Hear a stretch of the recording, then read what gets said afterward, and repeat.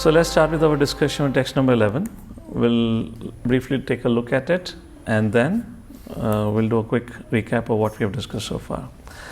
Vidyam cha yastat vedo bhayam saha avidyaya mrityum titva vidyamritam ashnute.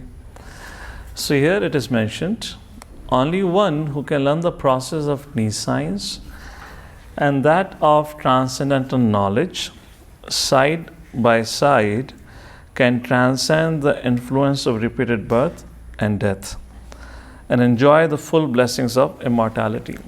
So we are discussing the fourth section of Īśopaniṣad, wherein verse number 9th, 10th and 11th are talking about Vidya and Avidya. In the 9th verse it was mentioned, one who cultivates or worship, upasate, it was mentioned, worships Avidya, he suffers in hellish condition of life. More so is one who worships Vidya. So the definition of Vidya and Avidya in the 9th verse was, Avidya was ignorant pursuance of sense gratification, and Vidya referred to those, or referred to that, who claim to be knowledge but who misuse knowledge to promote sense gratification or hedonistic culture. And the example was given of Vedavadaratas, the Karmakandis, the followers of Vedic culture who misinterpret Vedic science, Vedic knowledge only for Dharma, Artha, Kama, not even for moksha, like that. So that was a discussion, and along with modern educationalists who claims that they know everything, but they're actually not teaching the real knowledge. After the 9th verse came the 10th verse, where the discussion was about how one who cultivates Vidya and one who cultivates Avidya, it both gives two different set of results. And it was mentioned, Iti Shruma Dhairanam Yenas Tadvicha Chakshire. So how do the speaker of this book know that one who cultivates Vidya and Avidya will get different results? So the speaker of the book, who happens to be Swayambhuva Manu, he says, I have heard it. I have heard it from Dhiranam, from the sober men. So what is Avidya and Vidya there? Vidya in the 10th verse refers to cultivating transcendental knowledge, and Avidya refers to the mundane knowledge. So one who cultivates only mundane knowledge has a different result. One who cultivates transcendental knowledge has a different result. Results were not described, but results are described in the 11th verse. And now in the 11th verse it is said, Avidyaya mrityum tirtva vidyam amrutam ashnute. So one who cultivates avidya, it leads to the world of death, and one who cultivates vidyaya amritam ashnute, one attains amritam, that is eternity or eternal life. So here in the 11th verse it is mentioned not only the results for cultivating Vidya and Avidya, but it is also mentioned that one, to be progressive and successful and actually to attain eternal life, has to cultivate both Avidya and Vidya simultaneously. Now the question will arise, why I need to cultivate Avidya, and what is the Avidya which is described here, which needs to be cultivated? Of course, Avidya in itself means minus Krishna consciousness. That is Avidya. If you want to put Vidya and Avidya, Vidya means a knowledge which connects you to your eternal nature as a servant of the Lord. Anything else is Avidya. For example, just like Rasgulla. Rasgulla in itself is not bad. If that Rasgulla is consumed without offering to Krishna, then according to the 3rd chapter of Bhagavad-Gita, it becomes sin. But that same Rasgulla, when it is offered to the Lord, it becomes prasadam. So Rasgulla is a matter, it's of the material world. There's nothing spiritual in it. But the same matter, if it is engaged in the service of the Lord, it becomes spiritual, it becomes something which helps us transcend the material nature.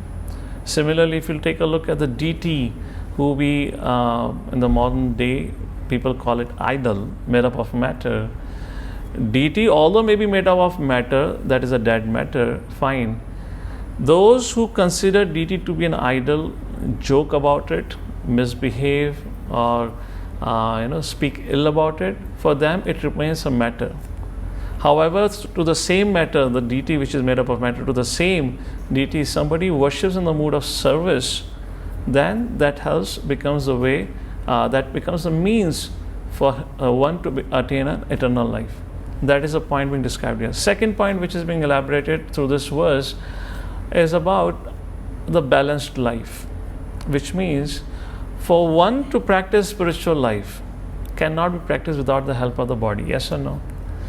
That's the reason Krishna says in Bhagavad-Gita 6th chapter, I believe this is 36th verse or something, or 34th verse, Yukta ahara viharasya yukta cheshtasa karmasu yukta swapnavabodhasya yogo bhavati dukkha or dukkasa, like that. So there, in this particular verse of Bhagavad-Gita, Lord Shri Krishna says about how it is important to live a regulated life. What is the purpose of regulated life? The purpose of yoga is to connect to Krishna. That is what yoga all about. But today the yoga is used as a means to keep a healthy body, to engage in sense gratification. Then that will take you, that is like cultivating avidya. So living a regulated life can help us attain transcendental life or eternal life only if facilitates our Krishna consciousness. And that is what means avidya and vidya. Anything becomes vidya when it is connected to Krishna, and if it is not connected to Krishna, that is called as avidya.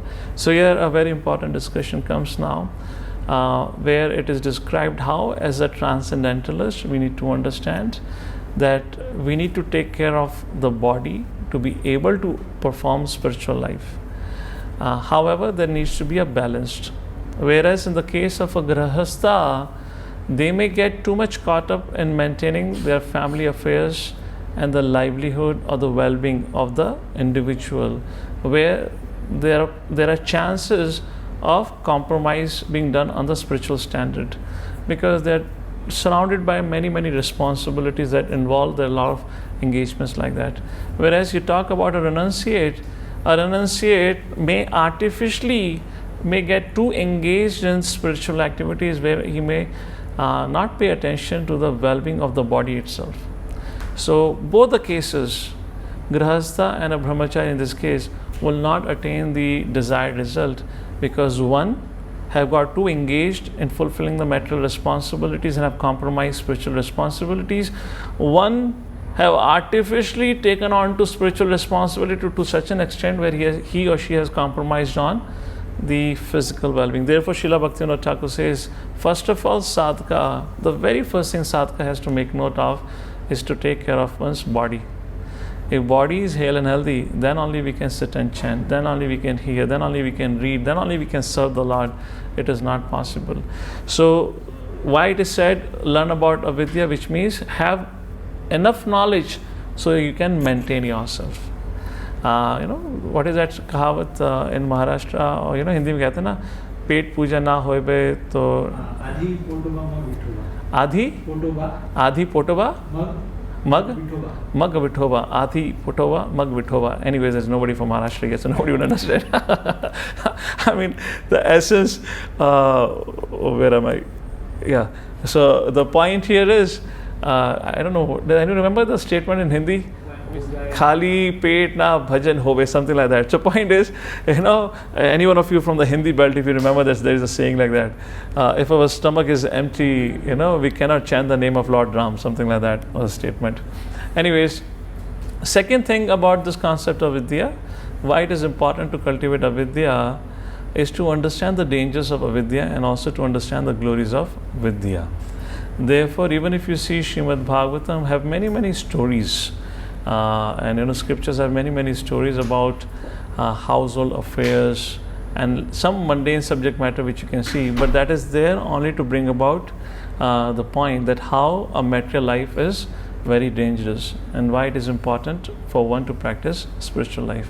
So that's another concept why avidya needs to be cultivated, just to understand the dangers of avidya and to understand the glories of Vidya. And that's the point about it. And third point, it is described, when we cultivate Vidya both, it helps us to discriminate between right and wrong. And that's the subject matter here. So with that little introduction to the subject matter. Let's begin with our presentation, and let's take a look here.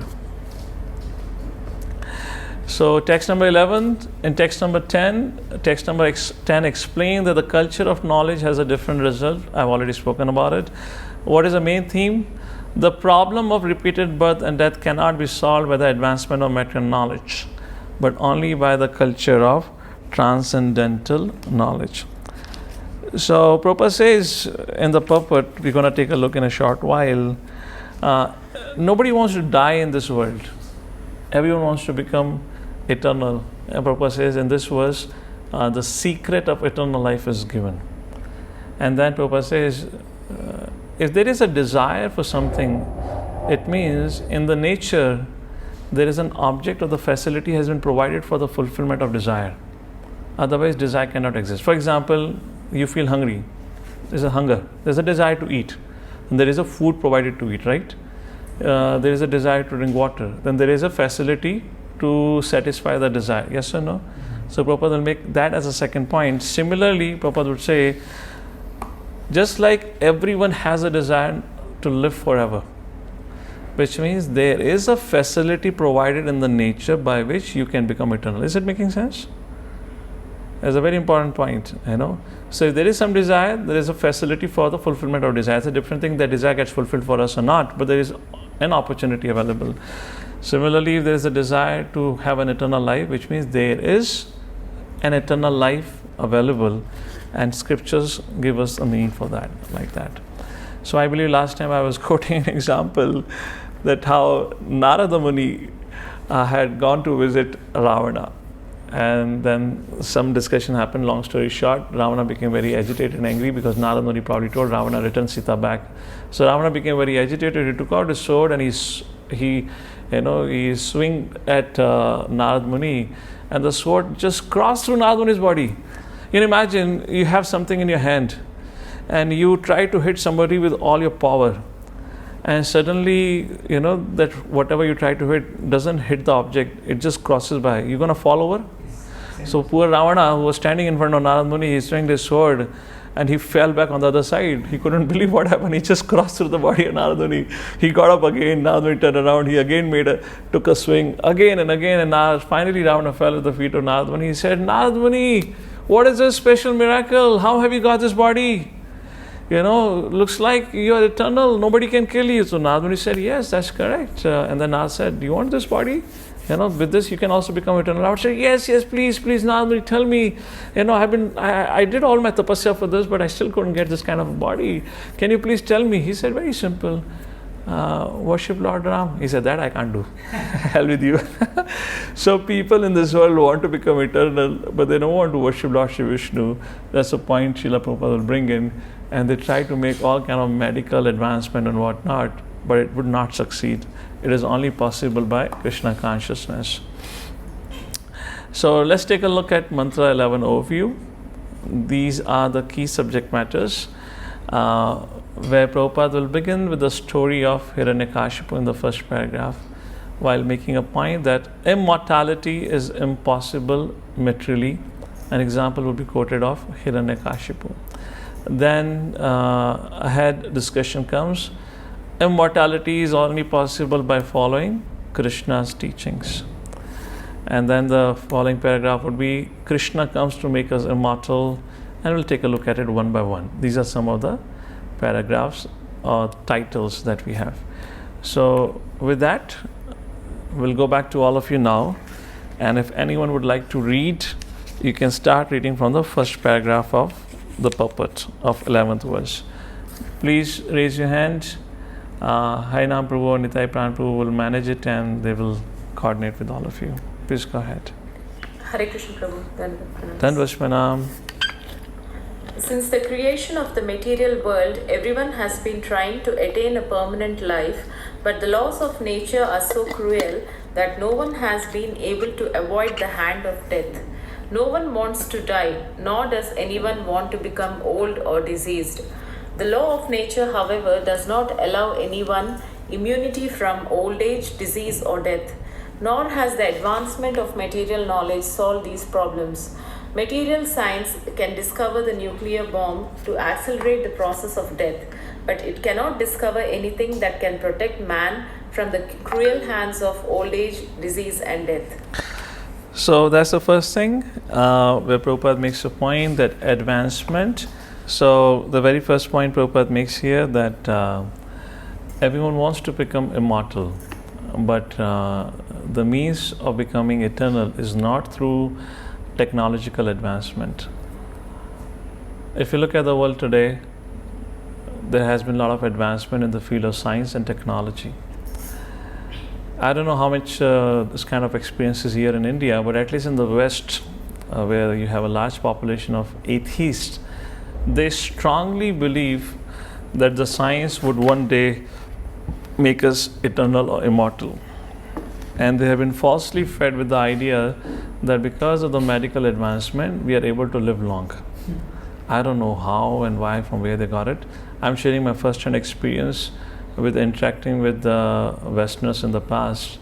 It's been a while now, but in the past, they would often tell me, see, why do you say God exists? Look at the medical advancement. We have such a nice facility. We have, cure for so many diseases and whatnot. But they fail to understand that so many diseases did not exist 100 years ago. Even 10 years ago, COVID wasn't there. 100 years ago, AIDS was not there. And probably if you go back another 200, 300, maybe cancer wasn't there. Where in any history of the world, anywhere, we have read about such kind of diseases, people dying because of these diseases. Now, okay, you may say, okay, 100 years ago there was such a pandemic or some disease because of which people died. There was no cure in Ayurveda. For example, let's say that is a fact. Matter of fact is, even today you have more than dozen diseases for which you have no cure, which only justifies Krishna's statement, Dukhalayam Shashvatam. There would never be a permanent cure here. There would always be some other problem because of which you will not find a cure. Which particular disease has been solved? Lifespan have increased. That's another thing. In the West, people think lifespan have increased.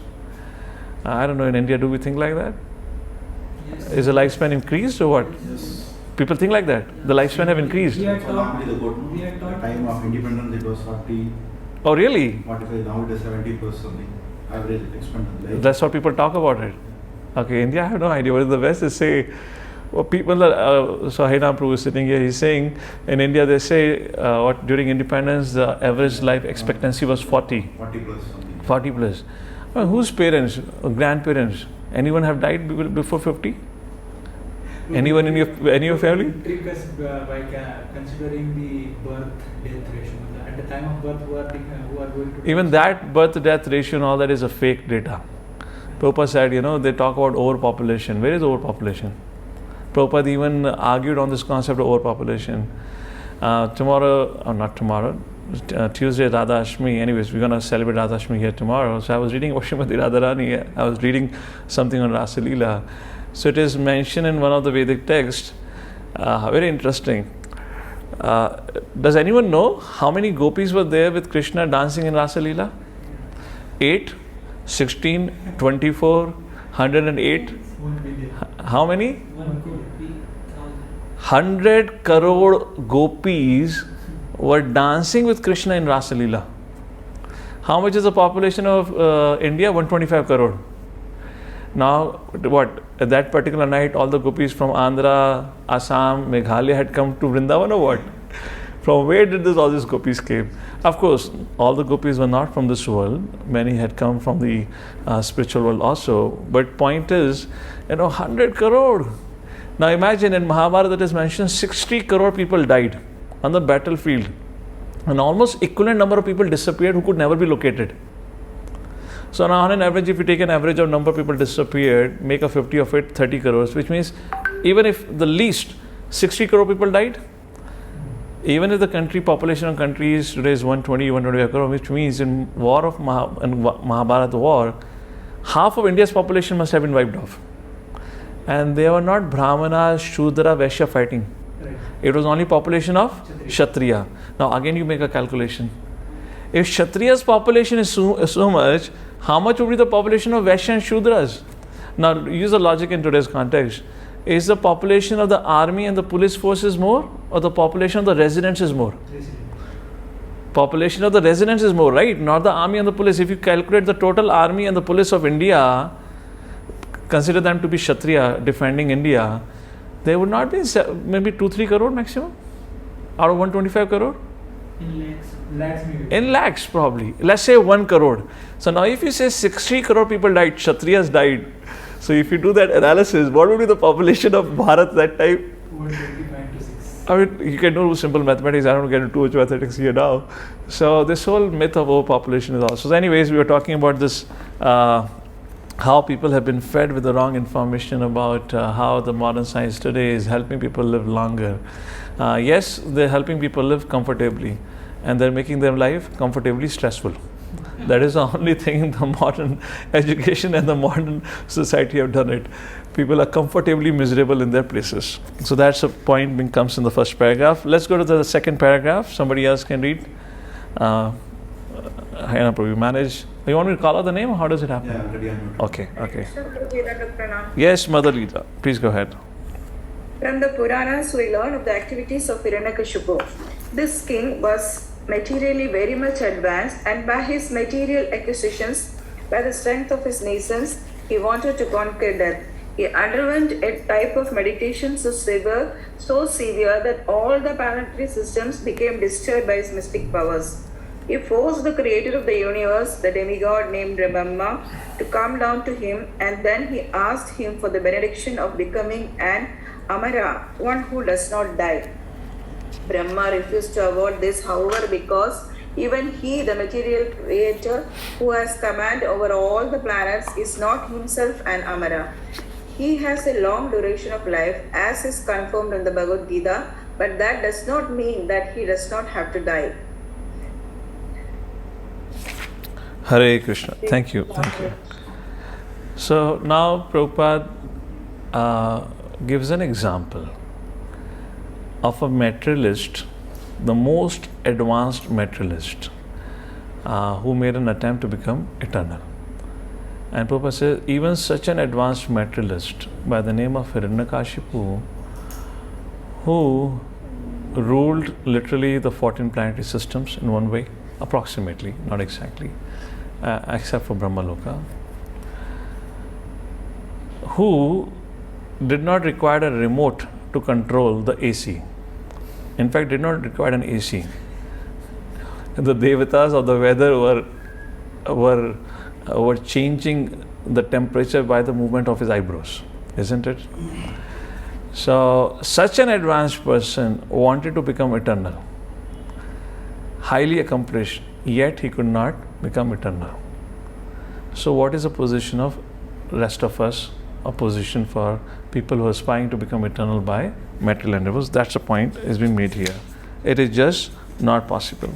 So, if you look at the modern world today, it's a place of false promises, where promises is given that life in future would be wonderful. Srila Prabhupada, there is an example, anecdote about Srila Prabhupada traveling to somewhere, and there was a signboard, temporary inconvenience for permanent relief. The road construction happens, so you have the signboard. Prabhupada said, oh, not temporary inconvenience. In material world, it's permanent inconvenience. There is no permanent relief. Permanent relief only begins when you go back to spiritual world. It's always permanent inconvenience. Let me ask this question to all of you on the subject matter of permanent inconvenience.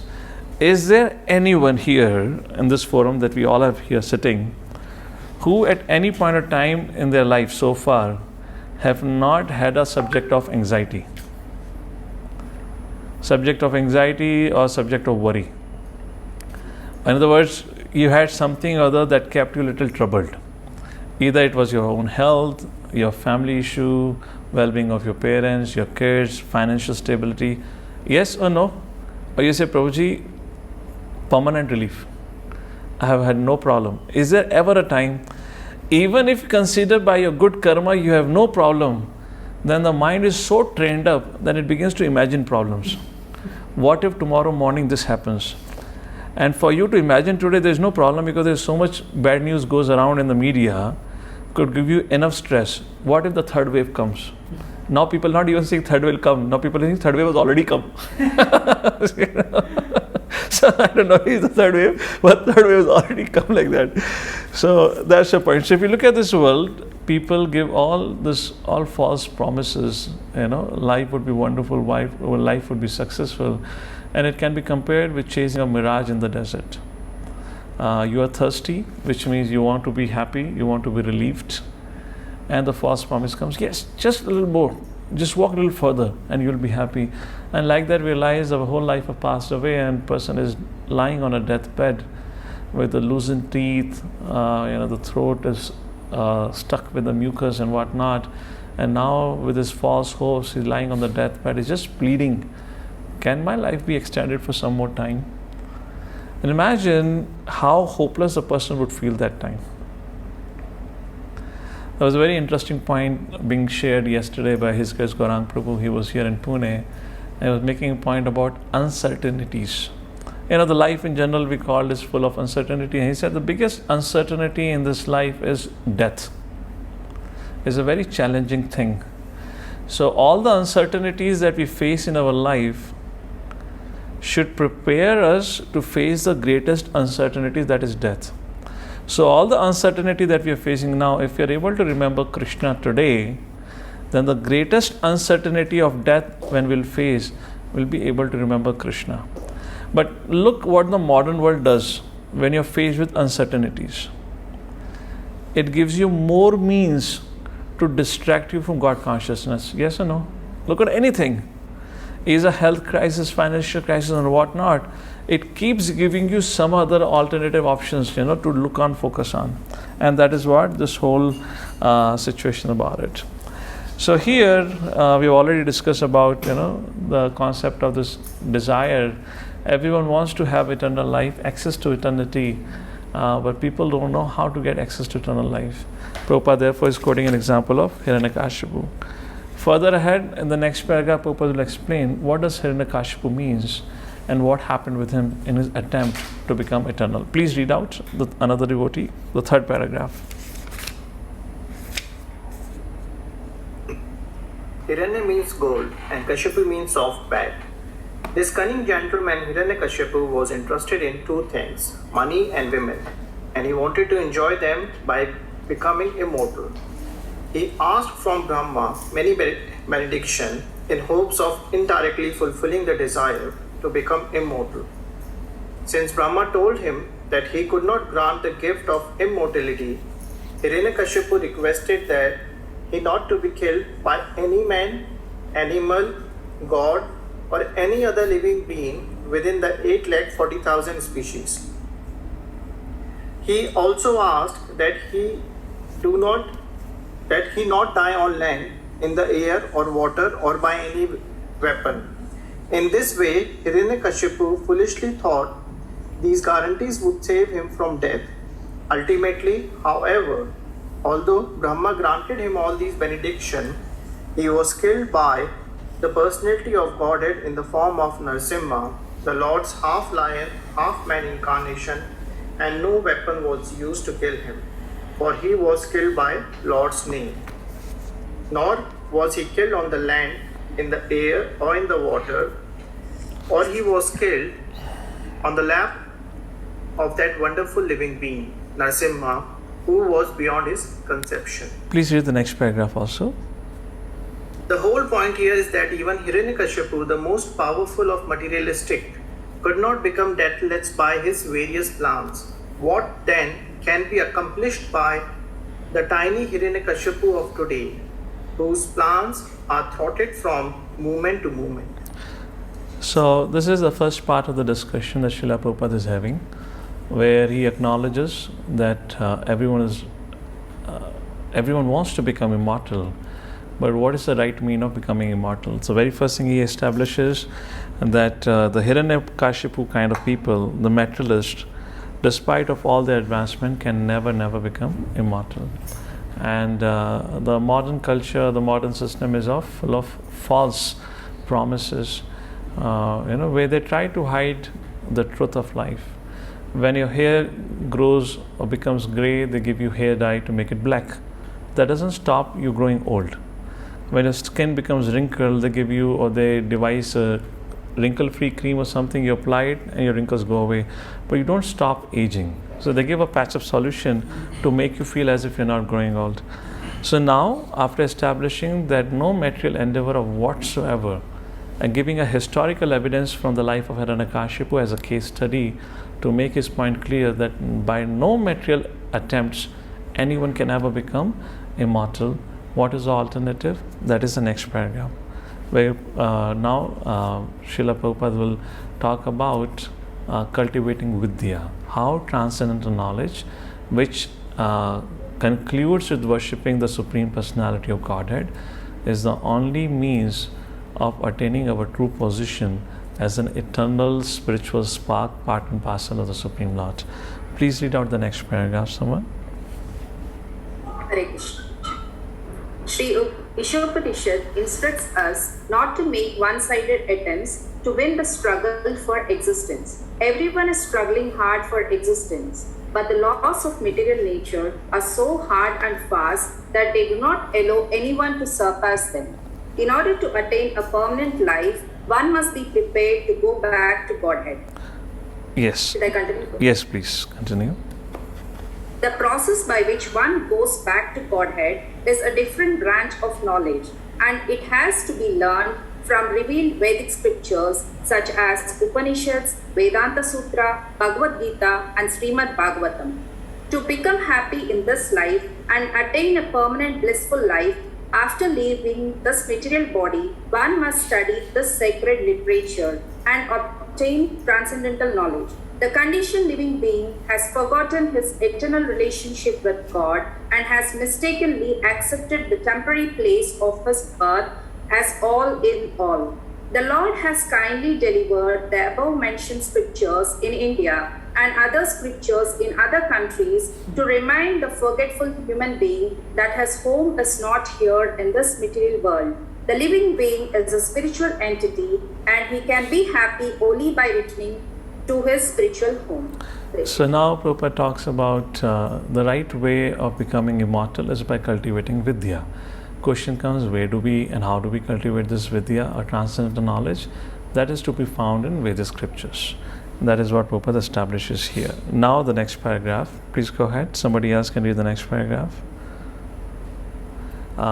Is it only about reading Vedic scriptures, or is there more to receiving transcendental knowledge? Now Prabhupada will say, Lord sends his representatives to teach us the scriptures. There is a point will be made in the next paragraph. Please go ahead. Dandavat Pranam. From his kingdom, the personality of Godhead sent his bona fide servant to propagate this message by which one can return to Godhead. And sometimes the Lord comes himself to do this work. Since all living beings are his beloved sons, his part and parcel, God is more sorry than we ourselves to see the suffering we are constantly undergoing in this material condition. The miseries of this material world serves to indirectly remind us to our incompatibility with a dead matter. Intelligent living entities generally take note of these reminders and engage themselves in the culture of Vidya, or transcendental knowledge. Human life is the best opportunity for the culture of spiritual knowledge, and a human being who does not take advantage of this opportunity is called a Naradama, the lowest of human beings. Hare Krishna. Thank you. So, second point the Srila Prabhupada builds up after establishing that Vedic scriptures, through Vedic scriptures, we can cultivate, we can get Vidya. So now next Prabhupada says, the Lord, the Supreme Father, Aham Bija Prataha Pitaha, He is so compassionate, kind. In fact, He feels so sorry for us that He time and again sends His representatives, we can call as Shakti Avatar for that reason, sends His representatives on this planet again and again to teach us the message of the Vedic scriptures. Vedic science or Vedic scripture cannot be understood by itself. There is something called as context and there is something called as a language. For example, Goswami. If you take a word Goswami, we know what Goswami means, the one who is controller of his senses, right?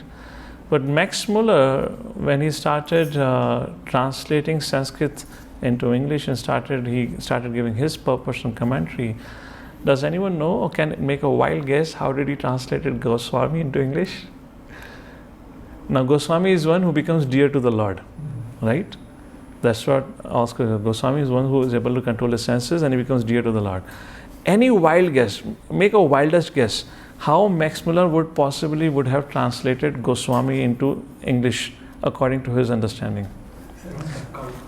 So one devotee is saying servant of cow. Okay, that is what means Goswami. Sorry, master of cow. Master of cow. That's the point. Anyone else? Make a wild guess. What is your wildest imagination? Gone Swami. Okay, Gone Swami. I'm not very much clear what it means. Okay, I understand you're struggling with imagining how far you can imagine. I'll give you a nice imagination what Max Muller put it.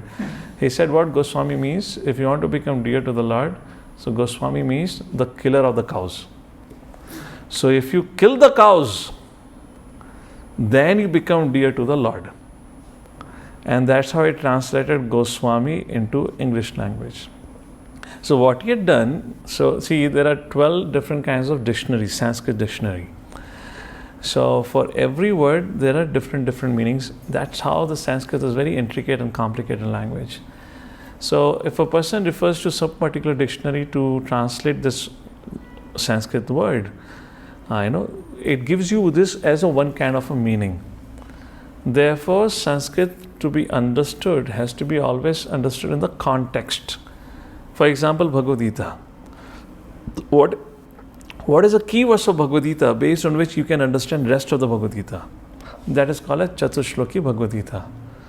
Aham sarvasya prabhaho mata sarvam pravartate iti matva vajanti mam buddha bhava samanvitaha. So where Krishna declares, I am the cause of all causes. And then how does a devotee or what does a devotee do? Machitta madgata prana. Then how does Krishna reciprocate to such devotee? Te sham satata yuktanam bhajatam pritipurvakam. So in this verse the whole Sambandha Gyan is established and reciprocation between the Lord and devotee. Now you can understand rest of Bhagavad Gita. Similarly, how do you understand Srimad Bhagavatam? One verse. You have to understand this one verse, and if you understand this one verse, then you can decode rest of the Bhagavatam. That is, Ete chamsa kalhapamsa krishnastu bhagavan swayam. Why? Because in the same Srimad Bhagavatam, in the 9th canto and in the 8th canto, you will find glorification. In the 8th canto, when the Samudra Manthan pastime comes, in that episode, all the devatas, including Brahma, goes to Lord Shiva.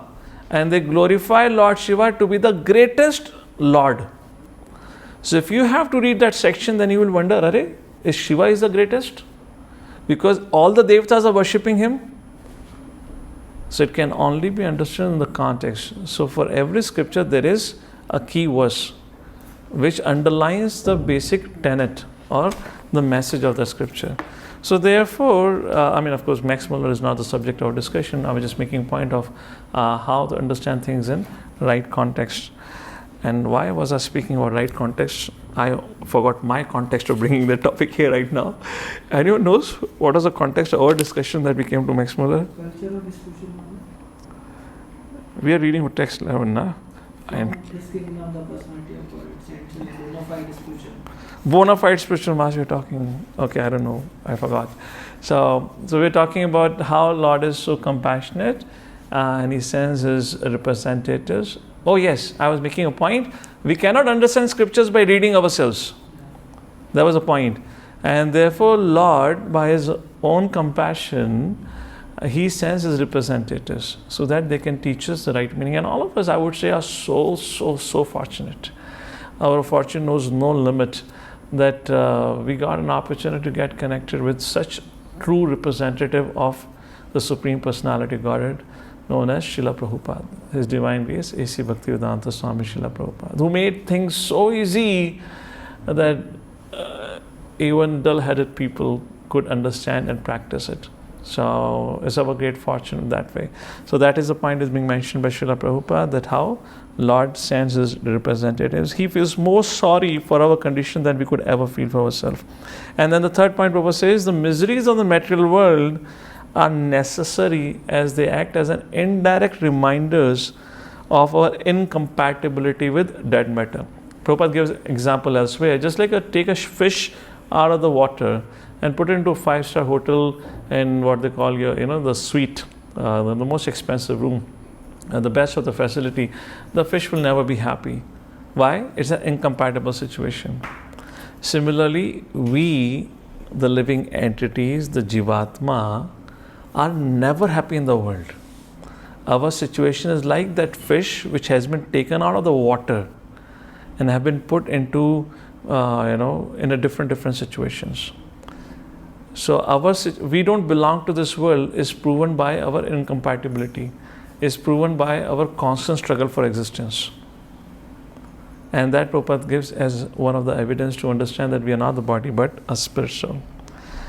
And yet, despite of all this effort, providing Vedic scriptures, providing teachers, reminders from the material nature, yet there are certain category of people who are categorized and identified as Naradama, the lowest among all men.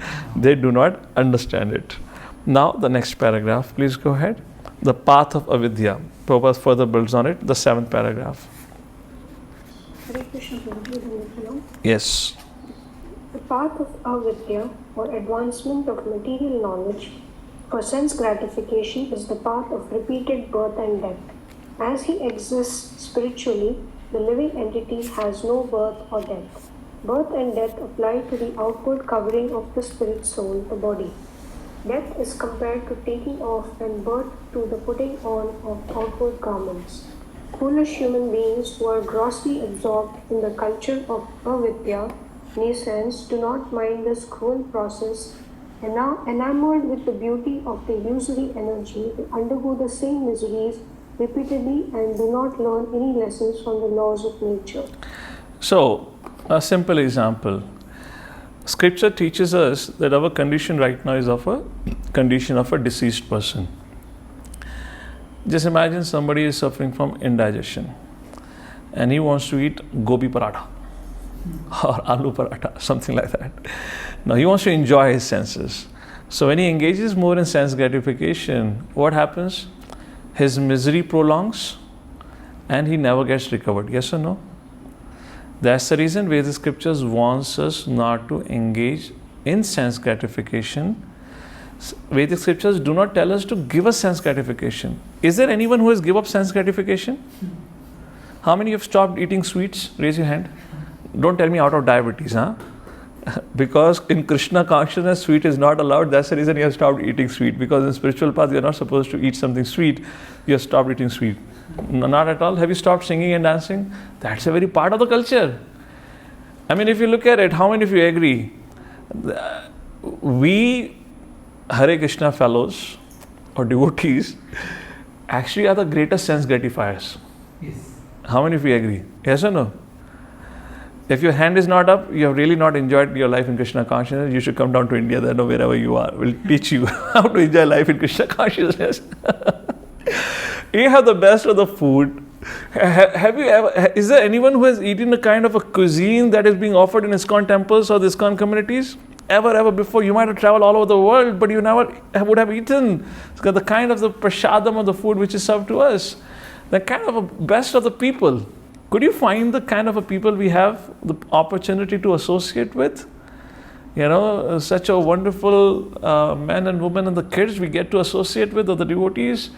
The beautiful music, the melodious, wonderful music, the dancing, everything. We have the best of everything.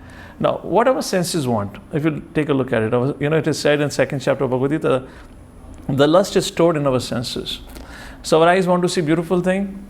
We have the most gorgeous deities in any temple you can see, isn't it? Most beautiful deities. Then you want to, your ears hanker for hearing something melodious. We have the best of the kirtans, we have best of the kirtaniyas. Such a wonderful kirtaniyas are there. The tongue, is lusty for speaking and tasting. For speaking, There is ample of opportunity in this car. Speak about Krishna as much as you want to speak about, no problem. And if you don't want to preach, chant Hare Krishna as much as you want, no problem. And you want to taste something delicious, so many kinds of variety of prasadam is available. Then what else is there? The eyes, the nose, the fragrance. And you get best of the scent which we offer to the deities and the Lord. You get, then it is offered back to the devotees. You get to smell that. And the fifth is the sense of touch. And you get to serve the temple of the Lord and do different kind of services. So in one way, our senses are best engaged. In one sense, we are the true sense gratifiers, like that.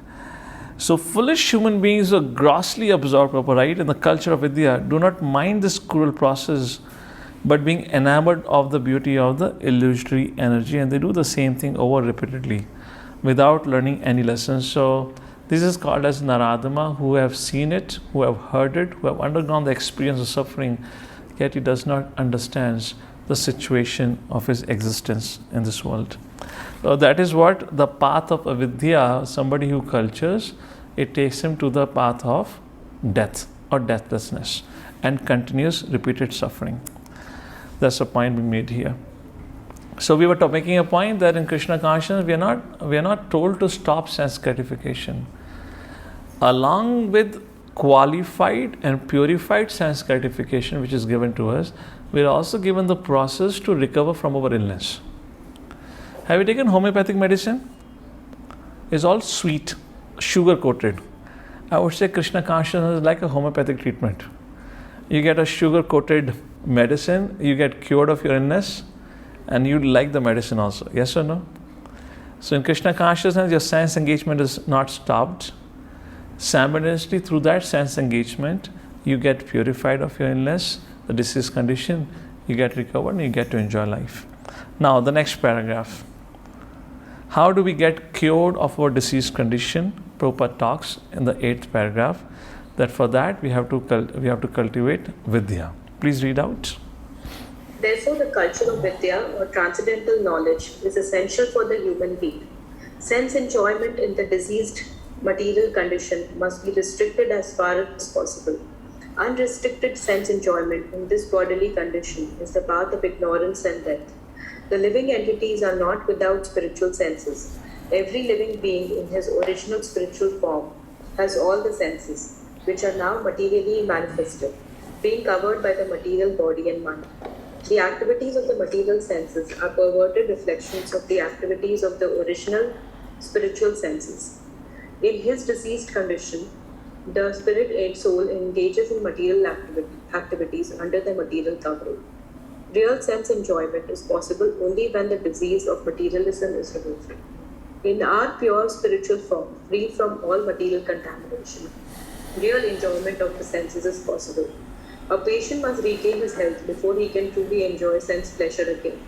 Thus, the aim of human life should not be to enjoy perverted sense enjoyment, but to cure the material disease. Aggravation of the material disease is no sign of knowledge, but a sign of avidya, ignorance. For good health, a person should not increase his fever from 105 degrees to 107 degrees, but should reduce his temperature to the normal 98.6. That should be the aim of human life. The modern trend of material civilization is to increase the temperature of the feverish material condition, which has reached the point of 107 degrees in the form of atomic energy. Meanwhile, the foolish politicians are crying that at any moment the world may go to hell. That is a result of the advancement of material knowledge and the neglect of the most important part of the life, the culture of spiritual knowledge. Śrī Īśopaniṣad herein warns that we must not follow this dangerous path leading to death. On the contrary, we must develop the culture of spiritual knowledge so that we may become completely free from the cruel hands of death. So that's the point as we just discussed now, that when we try to enjoy in disease condition, first of all, there is no enjoyment. It only increases our suffering. And second thing it does, it increases our hankering. Yes? The more you suffer, the more you hanker for happiness. It's an endless cycle. The Prabhupada says that today's society has come to the situation where material fever have risen up to 107. It's total suffering. So in spiritual life, we do restricted sense enjoyment. Now in modern context, and not context, in the modern society, the word restricted is not appreciated at all. People want freedom. They don't want anything binding them. They don't want anything to be restricted to them.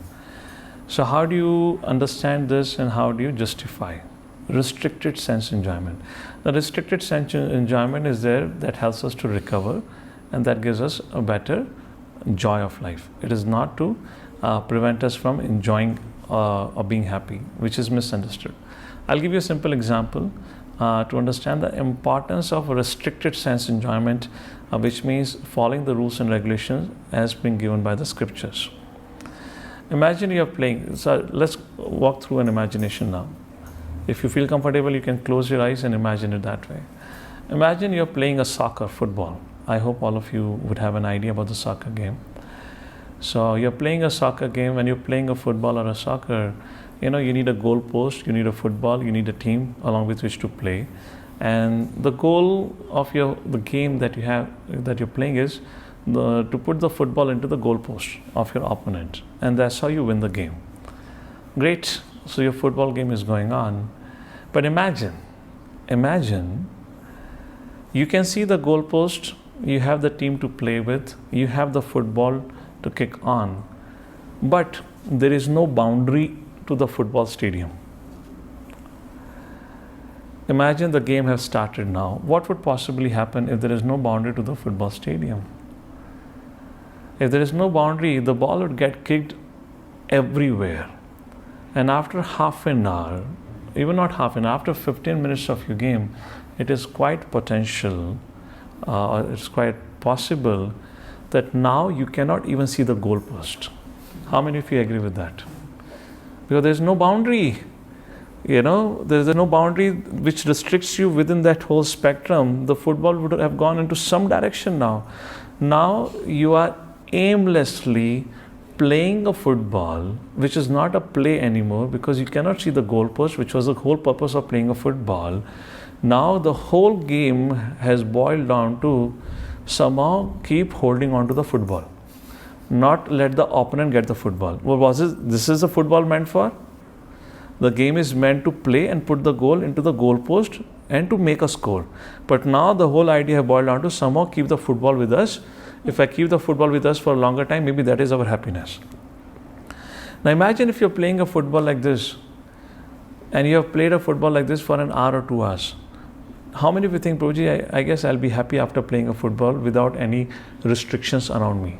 Without a boundary for my football game, I'll be happy. I would have enjoyed my football.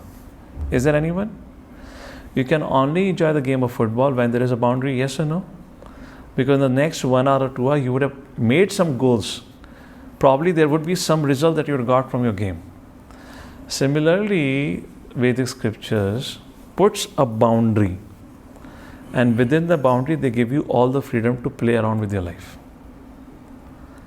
That boundary acts as rules and regulation. Krishna doesn't say no for sex life. Krishna doesn't say no for eating good food or anything. In fact, in Bhagavad-Gita, Krishna says, if it is done according to Dharma, I am the sex life, because that is said to be the highest pleasure in this world. It's not abolished. Nothing is abolished. Everything has been put under a boundary. And within that boundary, you do it. And if you do it with that restricted way, actually that is the only way we enjoy, which people have failed to understand today. Therefore, the modern society, the people in the world today, forget about anyone else. I'm not talking about you for an instance. Let's talk about your kids. You'll find them more and more frustrated and dissatisfied as compared to your upbringing. How many of you agree with that? You might have provided them more and more toys, more and more gadgets, more and more comfort in their life, which you probably would not have had in your upbringing, but they seem to be more frustrated, more disoriented, and more unhappy. How many of you have seen it? Maybe with not your kid, because you may have a good culture, but have you seen in the society around this? In the neighborhood? The kids have become more flabbergasted and confused now. Why? Because now they are taught about unrestricted enjoyment. Do not have any restrictions. Because the whole society is walking into the direction. That's why the situation has happened. So restricted sense enjoyment, if somebody challenges ever, please give the example of a football game. If you're talking to Indian, you can give a cricket game example or something. But I don't think so it will suit in a cricket. Football has a goalpost. It will only suit in a football scenario. Fine. Let's go to the next paragraph now. Where Prabhupada now, after establishing the importance of cultivating Vidya, now Prabhupada will talk about the importance of a balanced program. To give an example, why the balanced program is essential as the verse is talking about. An example is given of a salt. When you eat, the salt has to be optimal. Yes or no? If it is little more, you can't eat it. If it is less, it is tasteless. Yes? It has to be optimal. Similarly, our life has to be balanced. The Prabhupada says how sages offer us balanced way of life. Please read out the next paragraph. Hare Krishna Prabhu, Danvats. Meaning that all activities for the maintenance of the body shouldn't be stopped. There is no question of stopping activities, just as there is no question of wiping out one's temperature altogether when trying to recover from a disease. To make the best use of a bad bargain is the appropriate expression. The culture of spiritual knowledge necessitates the help of the body and mind. Therefore, the maintenance of the body and mind is required if we are to reach our goal. The normal temperature should be maintained at 98.6 degrees, and the great sages and saints of India have attempted to do this by a balanced program of spiritual and material knowledge. They never allow the misuse of human intelligence for disease sense gratification. Think about Bhagavad-Gita. What is going on in Bhagavad-Gita? If you look at it, what is Krishna saying? Don't give up your duties, isn't it? Arjuna wanted to take an extreme step. He wanted to stop performing his varnashrama duties, his occupational duties, and he wanted to take an extreme step of renouncing everything and going to the forest. Krishna said, no, not at all. Bhagavad-Gita does not teach us, how to live. Bhagavad-Gita teaches us how to live our life. Unfortunately, the biggest misunderstanding that people have about Bhagavad-Gita is, if you study Bhagavad-Gita, then you will leave everything. Did Arjuna leave anything after hearing Bhagavad-Gita from Krishna? He wanted to leave, but Krishna taught him how to live with it and perform one's duty. So that is a point. If you look at it, even Bhagavad-Gita, it's not an extreme step. You give up, just focus on spiritual life. Even in second chapter, when Krishna begins to talk to Arjuna, Krishna talks about, Arjuna, there are two kinds of dharma. One is called as swadharma, second is called as nitya dharma. What is swadharma? Is your occupational duty, which is meant to maintain your body and your relationship around your social responsibility. That is called swadharma, which is occupational duty. Then there is second dharma, which is called as nitya dharma, which is the dharma of the soul, wherein you redevelop or rekindle your relationship with the Supreme Lord, which indicates your spiritual practices like chanting, reading, associating with Vaishnavas, etc., etc.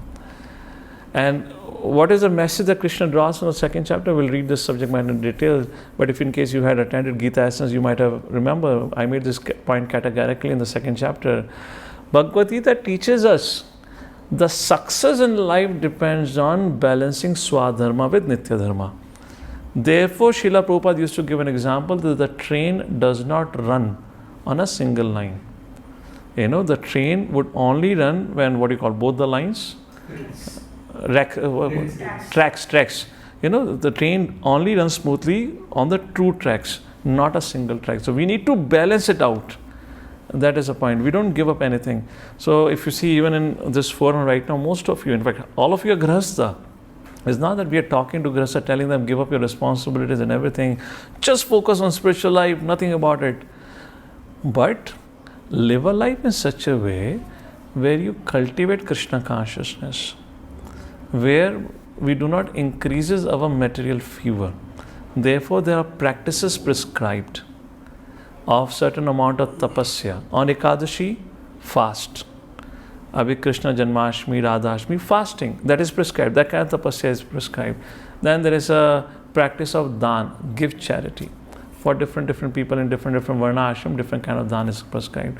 So these kind of activities are prescribed that helps us to recover. So that and these practices should not be given up.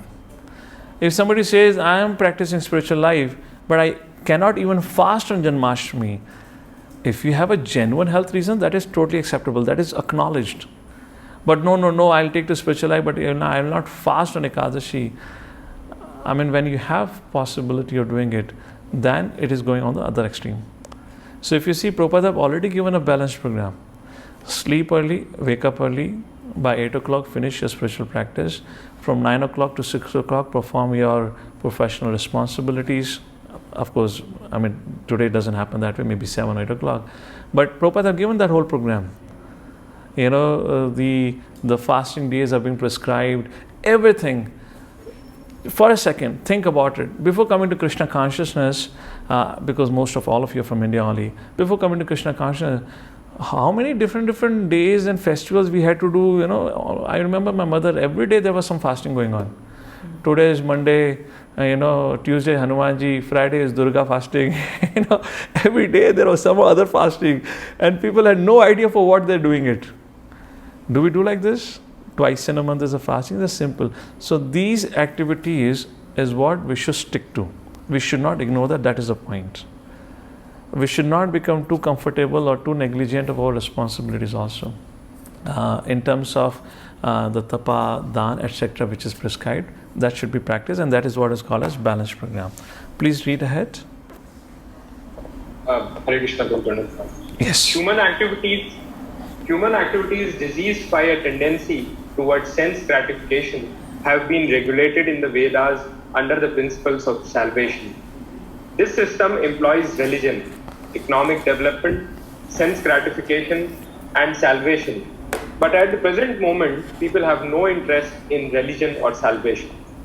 They have only one aim in life, sense gratification. And in order to achieve this end, they make plans for economic development. Misguided men think that the religion should be maintained because it contributes to economic development, which is required for sense gratification. Thus, in order to guarantee further sense gratification after death, in heaven, there is some system of religious observance. But this is not the purpose of religion.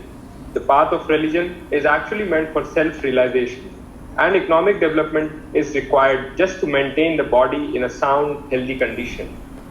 A man should not lead a healthy life with a sound mind just to realize Vidya, true knowledge, which is the aim of human life. This life is not meant for working like an ass or for culturing Avidya for sense gratification. So where is this concept of Vidya presented perfectly? That is the next point. Prabhupada says, go ahead, next devotee, please read out. Which is described perfectly in Srimad Bhagavatam, Prabhupada says. Hare Krishna Prabhuji, Dhanvats. The path of Vidya is most perfectly presented in Srimad Bhagavatam, which directs a human being to utilize his life to inquire into the absolute truth.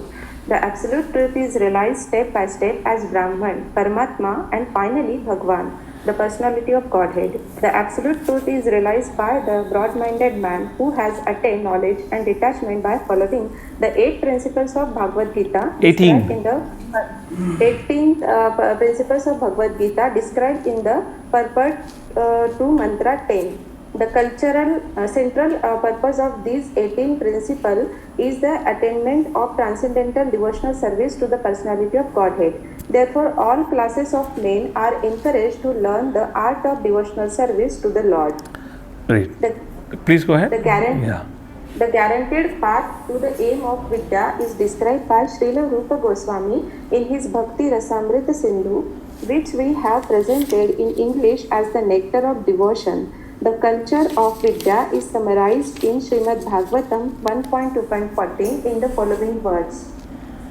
Tasmad ekena manasa bhagavana sattvatam patihan shrutavyaha kirti pugyascha deha pugyascha nityada. Therefore, with one-pointed attention, one should constantly hear about, glorify, remember, and worship the personality of Godhead, who is the protector of the devotees. Unless religion, economic development, and sense gratification aim towards the attainment of devotional service to the Lord, they are all simply different forms of nescience, as Śrī Īśopaniṣad indicates in the following mantras. Hare Krishna. So as I said before, what is Vidya and Avidya? If anything connects us to Krishna consciousness, that becomes Vidya. And even so-called spiritual practice, if it disconnects us from Krishna consciousness, that is Avidya in essence. And what is the meaning of balanced program of Avidya and Vidya? Avidya in this context means to understand how to take care of body, maintain the body, ahar nidra bhaya maitunam, in the regulated fashion.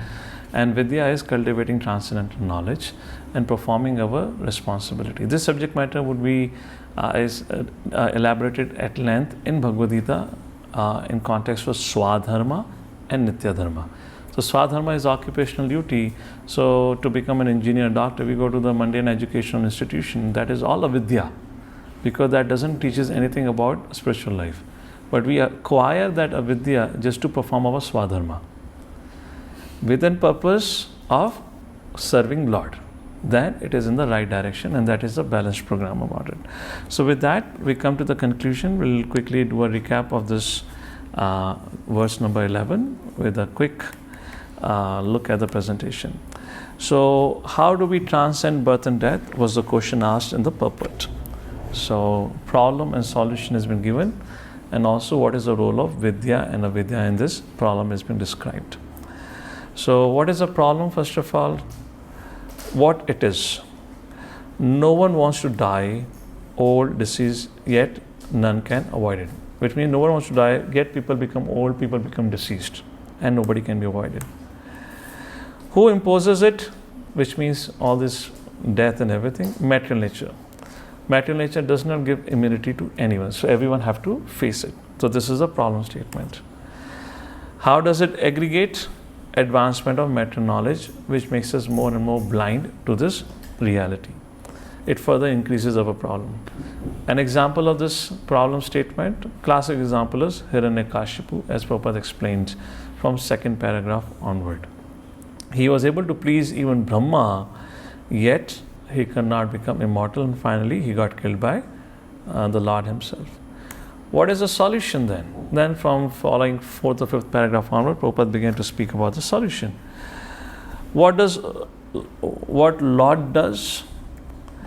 So how does Lord help? What is the solution? So first point is, what does Lord do?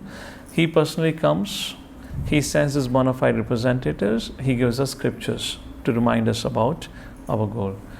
This is what Lord does for us. What are we supposed to do?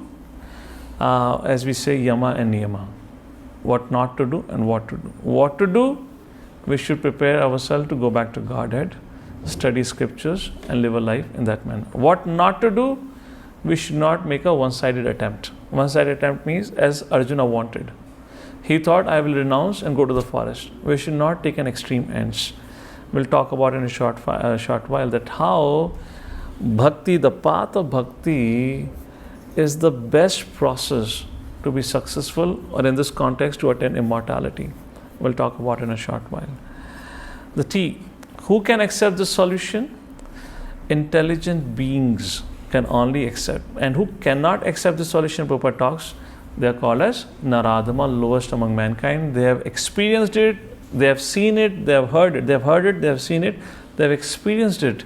Repeated failures, yet they do not understand the nature of this world. Now, the second part of the discussion in this paragraph, because one of the biggest purport here, is the role of Vidya and Avidya in becoming immortal. So, what is the role of Vidya and Avidya? Avidya. What it is, who undertakes it, why they pursue the result, and hope for them. So, what it is? Advancement of material knowledge for sense gratification, which is a repeated path of birth and death. Prabhupada explained. Who undertakes it? Who undertakes only avidya? Foolish human beings. Prabhupada calls that a cruel process. Why they pursue it? Because they're enamored by the illusion, right? These are statements of Prabhupada purports. What is the result? The material fever increases from 105 to 107. They become more and more entangled. So what is the problem in engaging into sense gratification? First, you do not enjoy. Second, your hankering keeps increasing. That is a problem. What is the hope for them?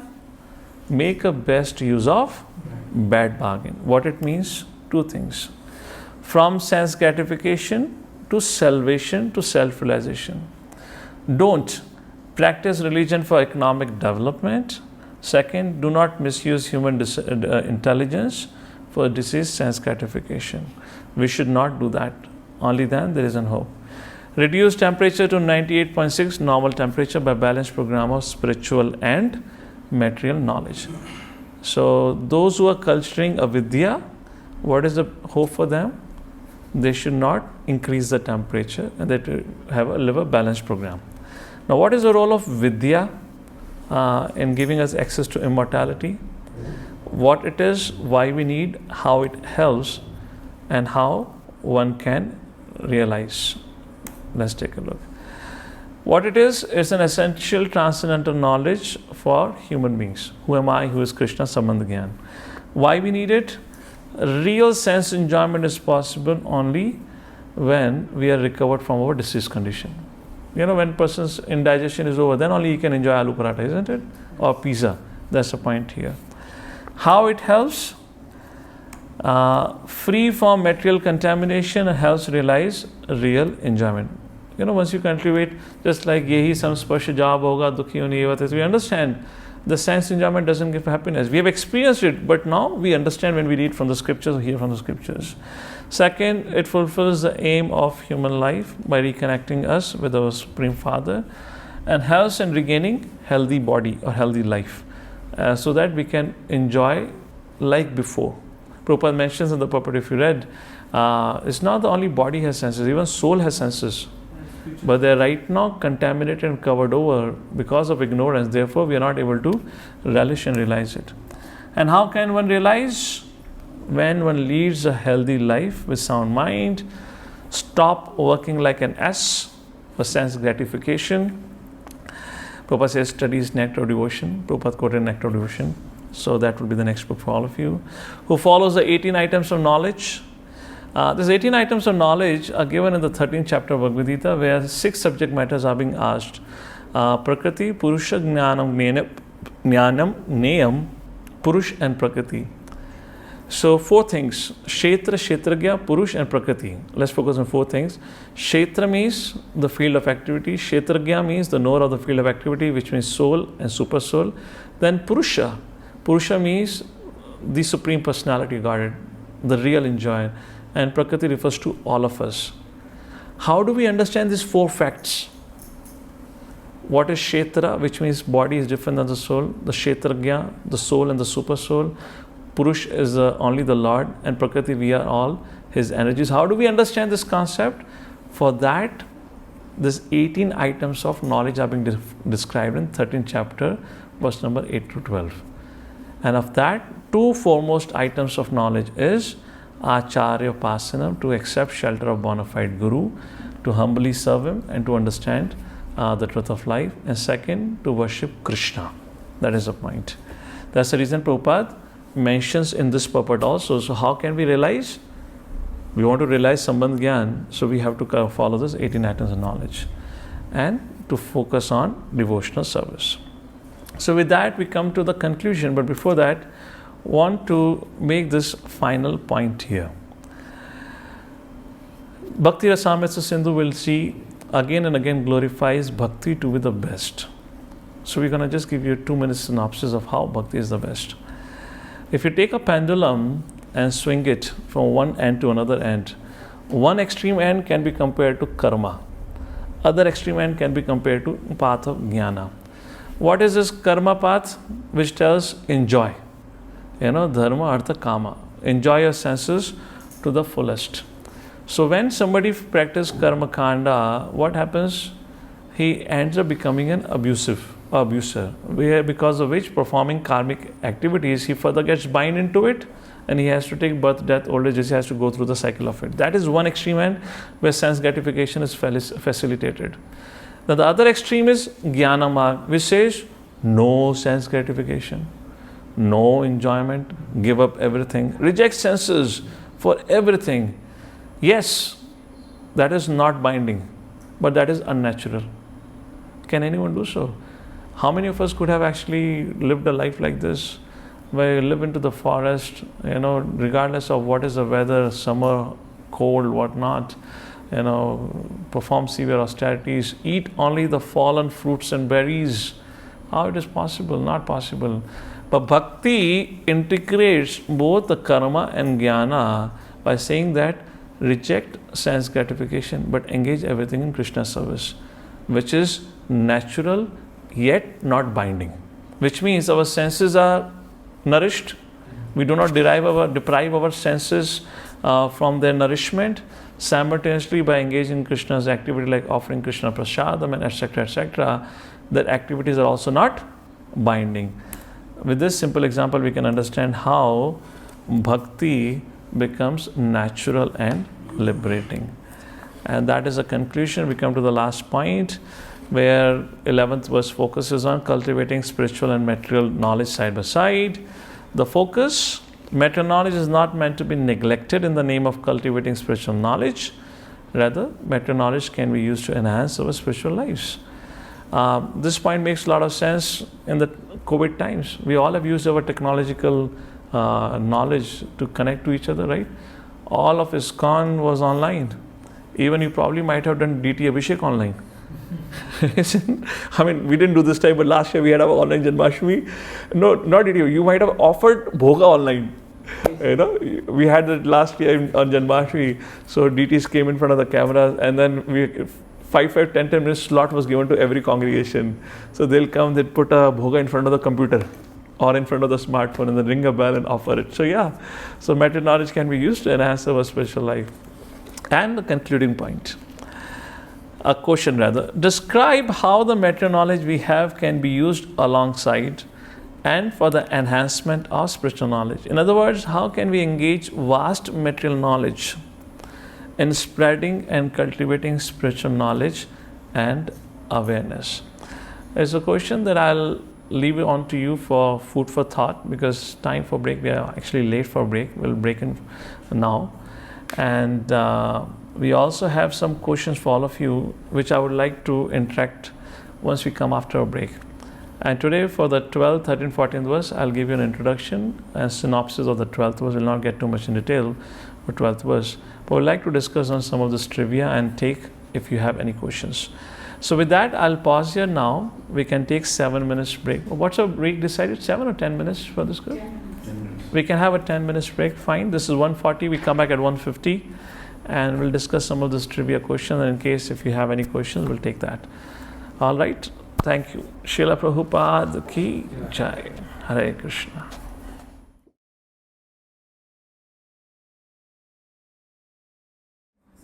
Hare Krishna. So, before I ask questions to all of you, I have a set of questions for all of you to ask on these 3 verses that we discussed. In case if anyone has anything to clarify or any comments. Hare Krishna, Prabhuji. Prabhuji, in one of the purports, like we just talked about that, okay, this human form of life is a great opportunity to return back to Godhead. So just wanted to clarify, is this human life on the Bhulok the only opportunity to return back to back to Godhead, or can this be done from other forms of life and other planets as well? Okay, you have within a single question you have put multiple subset. So let's little bit dissect your question. So first of all, within this planetary system or within this earthly planet, is it attainable or can it be done elsewhere? Is that correct? A part of your question? Yes, sir. Second part of your question, is it only possible in human form of life, or else in other life forms it can be done in different planets? Was that your second part? Yes, sir. Okay. So first thing, it is possible only in human form of life. which is being described, which is being given the higher intelligence. Of course, we have a land like Kim Purusha, where we have Vanaras who are half man, half ape, like the example of the Vanaras in Ram's Sena. But yet, it is only possible in human form life, which is largely Scripture says. There is no contention on it. Now, when you talk about other planetary system, forget about other planetary system. Even when you talk about Bhumandala, where we are residing, even in that, we'll read in the 5th canto of Srimad Bhagavatam, if I'm correct, it is divided into 9 varshas. Bharat Varsha, Kim Purushva, then other varshas like that. Even in that, only Bharat Varsha is the land of karma, which means you perform your karma or action here, for that you reap a result. Elsewhere, when you go, you're only reaping the results of your previous karma. So, second thing is about this whole, three tap or the kaleshas. The experience of that is largely at this place called as Bharatvarsha. Therefore, it is mentioned even the devatas are hankering to come down to Bharatvarsha. Why? Just like Prabhupada mentioned the purport, the material problems or anxieties or the troubles created by the material nature in our life acts as a reminder to tell us about our incompatibility with this world. We are not the body. So, for example, if you go in other varshas, there is no even Kali Yuga there. Kali Yuga also happens even here. So, it is all standard Satya Yuga. There is no changes of Yuga. Satya, Treta, Dwapara Yuga doesn't happen. It is only in Bharatvarsha which happens like this, Satya, Treta, Dwapara and Kali Yuga. So now imagine if you're having a Satya Yuga, you're having a long life, you have all comforts and everything, and of course for Satya Yuga the process of self-realization is also that complicated, thousands and thousands of years of penance. Therefore Bharatvarsha and the birth in Bharatvarsha is so much glorified, because in a very short span of time you can accomplish self-realization and once for all leave this whole planetary system. We'll talk about this thing in one of the upcoming purports, upcoming verses, where we'll talk about the whole universe structure and a little bit details we'll give you about it. We're a little bit briefly we'll touch on this subject. This is the reason why Bharatvarsha is being glorified in the scriptures again and again. It is said only the pious people take birth in Bharatvarsha. And now that Bharatvarsha you can say is more localized to what we call as India. Otherwise Bharatvarsha means the planet Earth. Now you can say largely is localized in India is okay, but that's the point about it, because the experience of suffering is greater here. And it is Krishna who comes here. Because Dwapara Yuga only, when Dwapara Yuga happening only here, only where else Krishna will appear? And that too Krishna appears once in a day of Brahma. So Krishna himself appears here only. So like there are many, the glories of Bharatvarsha are described. So that way, in this planet only it happens in Bharatvarsha. Fine?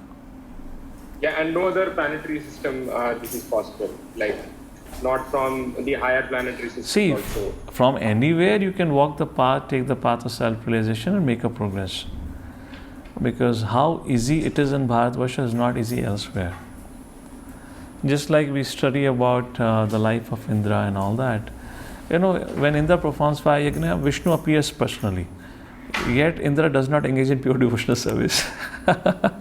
Isn't that amazing? Yet Indra gets insecure when somebody is about to perform 100 Ashwamedha Yajna. Here we are talking about, live a renounced life, don't be attached and so forth. There Indra is attached. And when Indra prevents somebody from performing 100th, Ashwamedha Yajna, then Vishnu comes and again defends Indra. No, please forgive Indra. In the case of Prithu Maharaj, yes or no? Krishna personally, Vishnu appears, Brahma comes and Vishnu comes and he said, oh Prithu Maharaj, you should forgive Indra, he made a mistake and whatnot. Now he's asking forgiveness. So this just doesn't happen. And then we know about Surya Dev also, many, So it's generally, it becomes very difficult.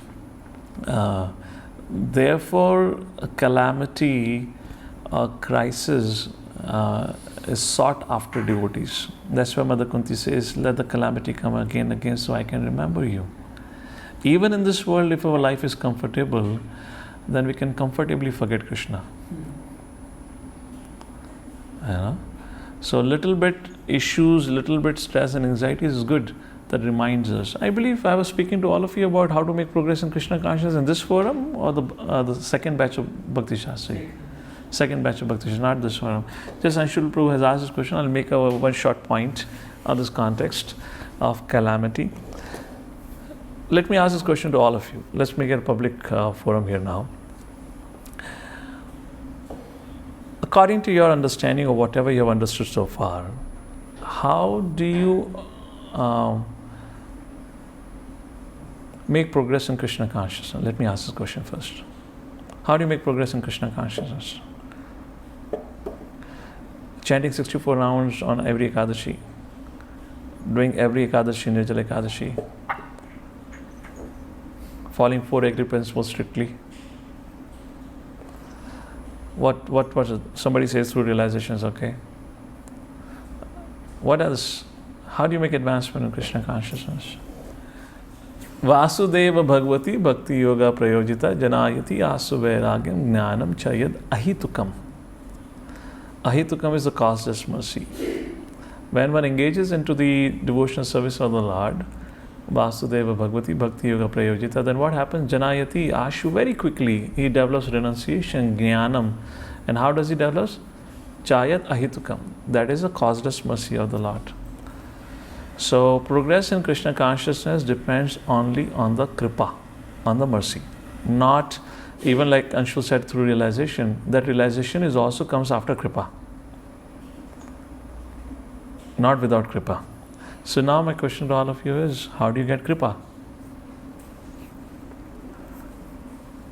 Pleasing the Vaishnavas. Okay, so Mother Medavani is sitting here, she's saying, by pleasing the Vaishnavas. Mother Reshma, go ahead. By Shravanam Kirtanam and association with devotees. Well, there is a reference comes in Chaitanya Charitamrita where it is mentioned that one can continue to chant the holy names of the Lord life after life, nothing would change for him. That is Shravanam and Kirtanam. Yes, Shravanam Kirtanam is a point, but the most important is, pleasing the Lord will only attract kripa, na? For example, let's say, Mother Reshma, I want to attract your mercy. In other words, I want to attract your blessing. How would I attract your blessing? Only if I please you. Yes or no? It's simple. Any one of you. If I want to attract any of your blessings, is the only way if I serve you.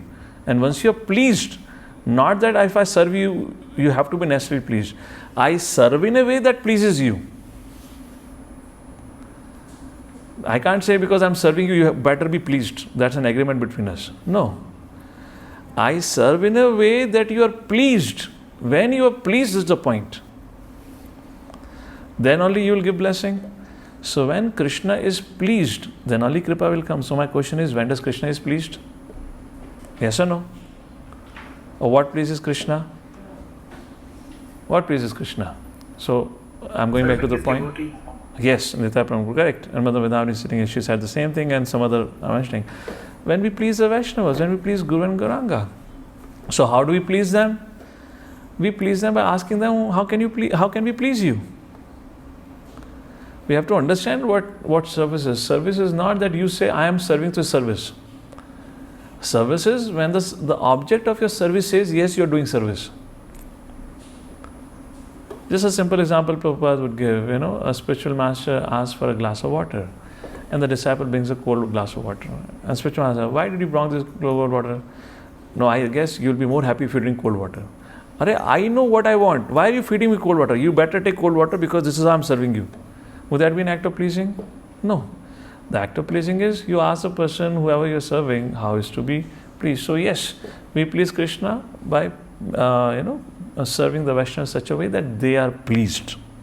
Not the way we want to please them, because not necessarily how we want to please them would please them. So when the Vaishnavas are pleased, then Krishna is pleased, and then we get Kripa like that. So it's a whole discussion, but just I gave you a little bit of hint on it. It's a whole discussion. We'll do it in our Bhakti Rasamrita Sindhu on the, when we talk about Kleshagni. It's a whole big subject matter. There are more details to it, but that was just a clue to give you. Fine? So how do we attract Kripa was the point which is kind of raised. Anything else on that? Okay, so let me ask a question to all of you. Let's do a little question answer here. And let's see what answer we'd like to give. Here you see a set of questions. We could not do any group work, a group exercise. So we'll do it this way. There are 5 questions here. How many students we have? In our Zoom, we cannot do breakouts here. So we cannot make groups here. Otherwise, you could have done a... We can't do that, right? There's no feature for that, right? Making groups? It doesn't show. It doesn't show, right? Okay, fine. So, it will not work out that way. Because group work would have happened, then they could have discussed in their forum for 5 minutes and one of them could have spoken. Fine, so there are just 5 questions. Or should I just go ahead and I'll give you as a homework to study for it and give an answer? What are the questions? Okay, so whoever wants to give an answer, here's the first question. Please give 2 or 3 lines, points, not more than that. Very first question here. Why does neglecting spiritual knowledge for the sake of material happiness actually lead to unhappiness and frustration? That's the first question for all of you. Whoever would like to speak anything on that, please go ahead and raise your hand. I'll be a little quick with it because I still have to give you a little bit of overview of the next section. Mother Jyoti, your hand is up. Go ahead, please. Prabhuji, because we as souls can never attain happiness separate from our spiritual relationship with Krishna. Okay. So that will only lead to if you don't cultivate spiritual knowledge, which is Sambandha Gyan, then we'll always be unhappy. Okay, great. Anything else, Mukundam Prabhu? If there is anything additional to it. Yeah, I was about to say the same thing. Okay. Anyone else have anything additional? Mother Varsha, Mother Beena, if that's the case, raise your hand. Physical hand. Material happiness are temporary and so it cannot give you pleasure for a long time. So. Okay, great. So correct. Thank you. Let's go to the second question. Why is accepting a misinterpretation of the Vedas considered the deepest form of ignorance? These are the questions we have built up on the 9th, 10th, 11th verse, okay? So in the 9th verse, this was discussed. So why is accepting a misinterpretation of the Vedas considered the deepest form of ignorance? Sandeep Prabhu, go ahead. Yeah, Hare Krishna Prabhu, Dandavat Pranam. Misinterpretation of the Vedas considered deepest form of ignorance because one is not able to understand the conclusion of Vedas and he will always remain in the darkness himself, and he will when he will preach this thing to others also, he will take others also into the same direction of the ignorance. So it is the deepest form of, because he is not aware that he is going into the wrong direction, he is taking others also into the wrong direction. Thank you. For this. Kumareshan Prabhu.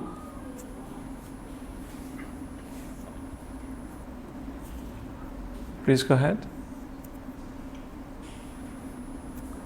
Hare Krishna. Hare Krishna. Misinterpretation of the Vedas is nothing but the primary purpose of Veda is to understand Supreme Personality as ordered, Lord, sacred. And if somebody misinterprets, then that is the ignorance. Because then if we understood it wrongly, then we are not getting the objective at all. Okay. The primary objective of the Veda. Thank you. Okay, everyone else have lowered their hand, which looks like it was the same answer. Mother Midavni, you have to speak on so it'll be audible. Okay. So Krishna says in Bhagavad-Gita... Will she be audible? She's audible? Yeah. Okay, go ahead. Okay.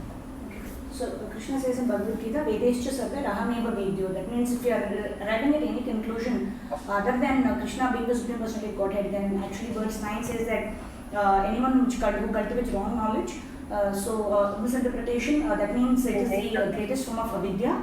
And also it says that the one who actually spreads this Avidya is, a wrong knowledge is even more dangerous than Avidya. So that way, So a practical point here, thank you. Please be very careful before picking up books. Even in the Vedic library shelf in any bookstore, if you say Vedic books, be very careful. Don't just go and pick random books by any author. You have to be very sure of the author who has written the book, then only you read it, because you're not only reading a Vedic text, you're actually accepting the consciousness of the author through his writing. So unless we are sure of the author, we should not go ahead and read some books. That's the point here that I want to bring it. Next, third question. How is modern nationalism and warfare a result of ignorance? Interesting question. Mother Priya, go ahead. Before I finish the line, you had your hand up. So I guess you're prepared for the third question. Go ahead. Thank you for all of your classes, Prabhu, who are helping us, which are helping us. So I think, Prabhu, we read in Prabhupada's purport as well, like how this earth is such a tiny piece, like a dust in the universe, but still we all feel ourselves as the proprietor of these small land. So that is mere ignorance, that we ignore our small existence in this big, huge universe, and we keep fighting on for our proprietorship over that. Great, thank you. Anything else, Mukundan Prabhu?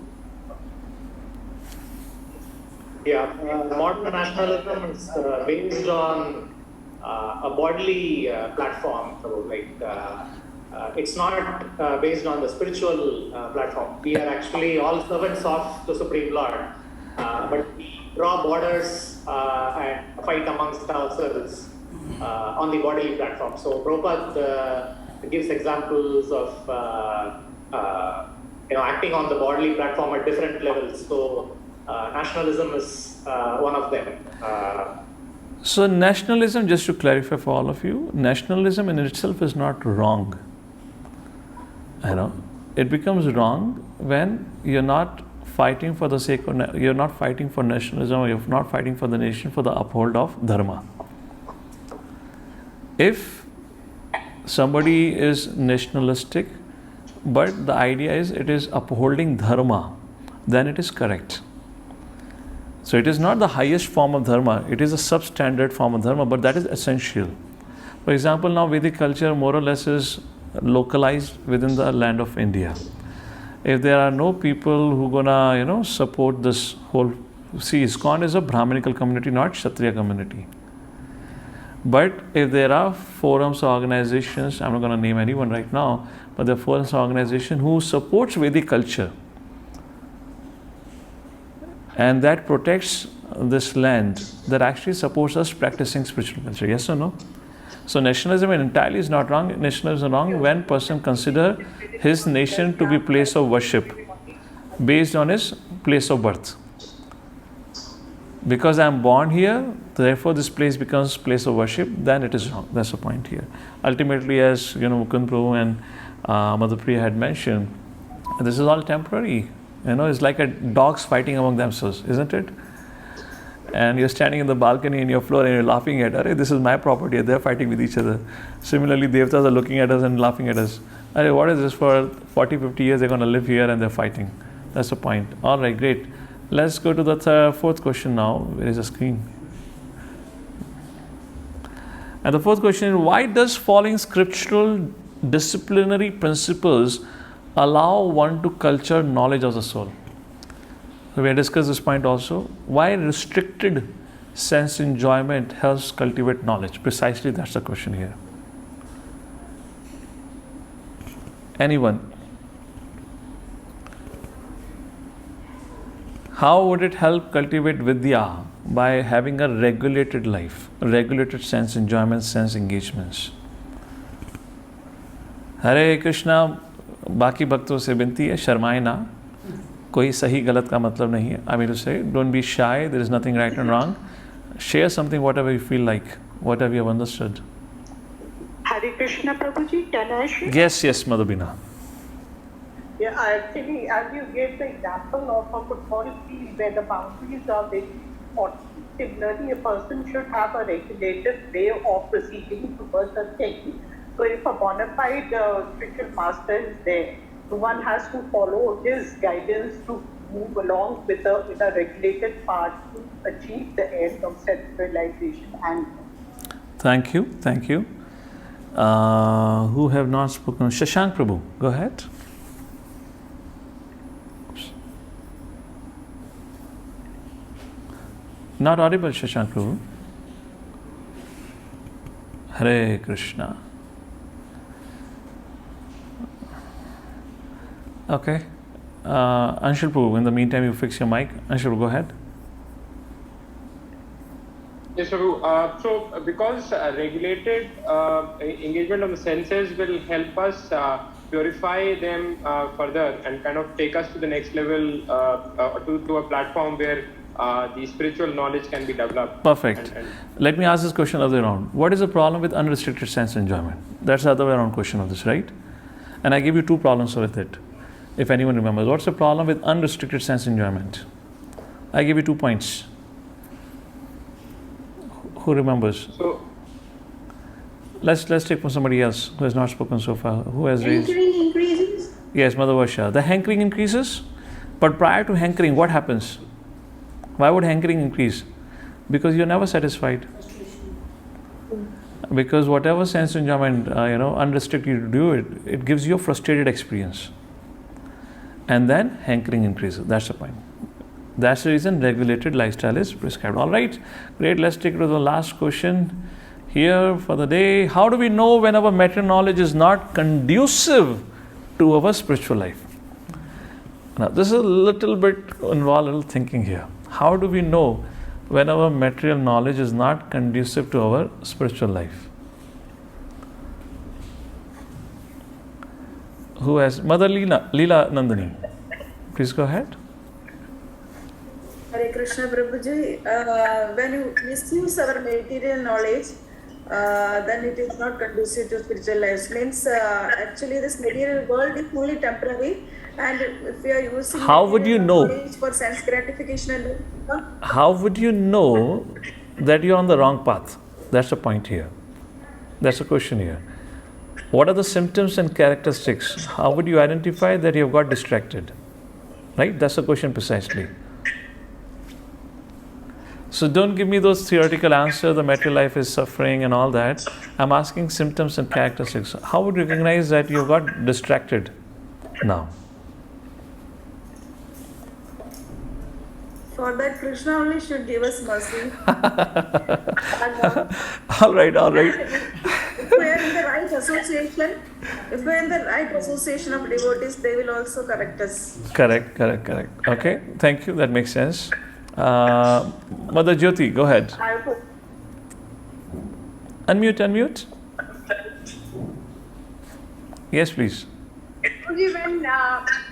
When it does not, when the material knowledge does not assist us or help us in increasing our hearing, chanting, remembering of Krishna. In other words, like if it's not favorable to our bhakti, then we know that it's not leading in the right direction. Okay, you're on the right track. I wanted more precise answer here. Who has not spoken so far? I would. Okay, Mother Beena, go ahead. When the anxieties and miseries increase, then we know that whatever material knowledge is there, it is not conducive to our spiritual lives. It is not going to. Correct. Thank you. Correct. Nitai Pran Prabhu, go ahead. Yeah.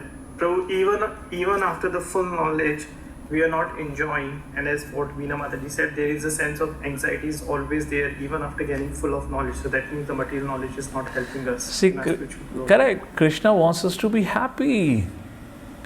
We'll read in Bhakti Rasamrita Sindhu, what are the symptoms of your practice of Krishna consciousness and spiritual life? The very first thing is kleshagni. The miseries and anxiety should disappear from your life.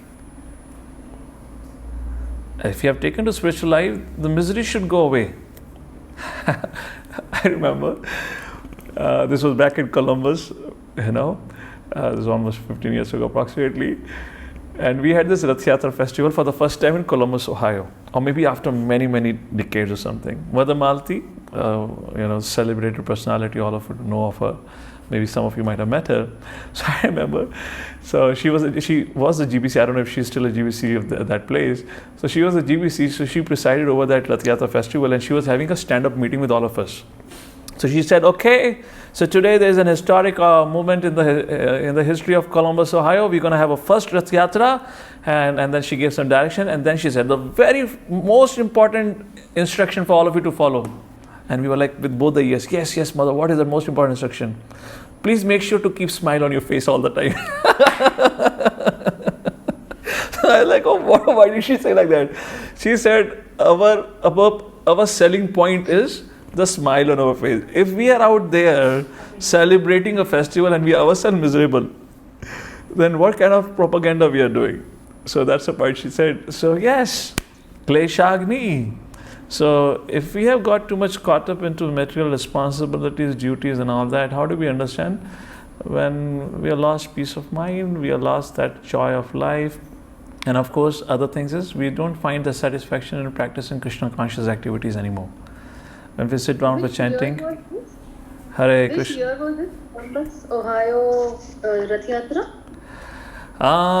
Mother, this should be, I believe 2009 precisely. Oh, okay. This is 2009.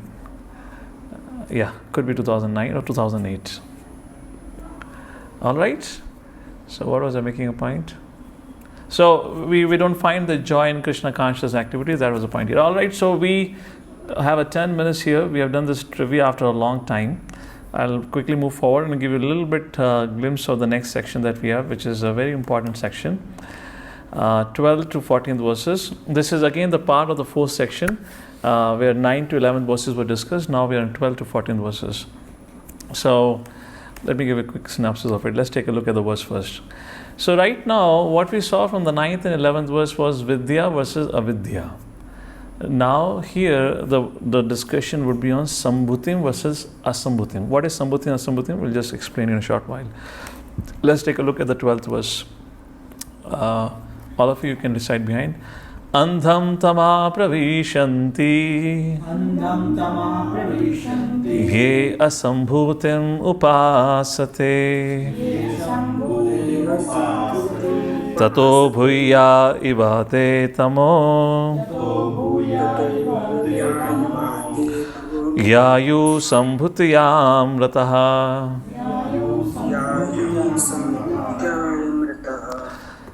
Please read out the translation.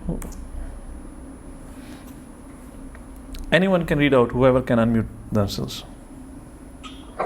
Those who are engaged in the worship of demigods enter into the darkest region of ignorance, and still more so do the worshippers of the impersonal absolute. So if you see this verse and the 9th verse that we discussed in the case of Vidya and Avidya is exactly the same.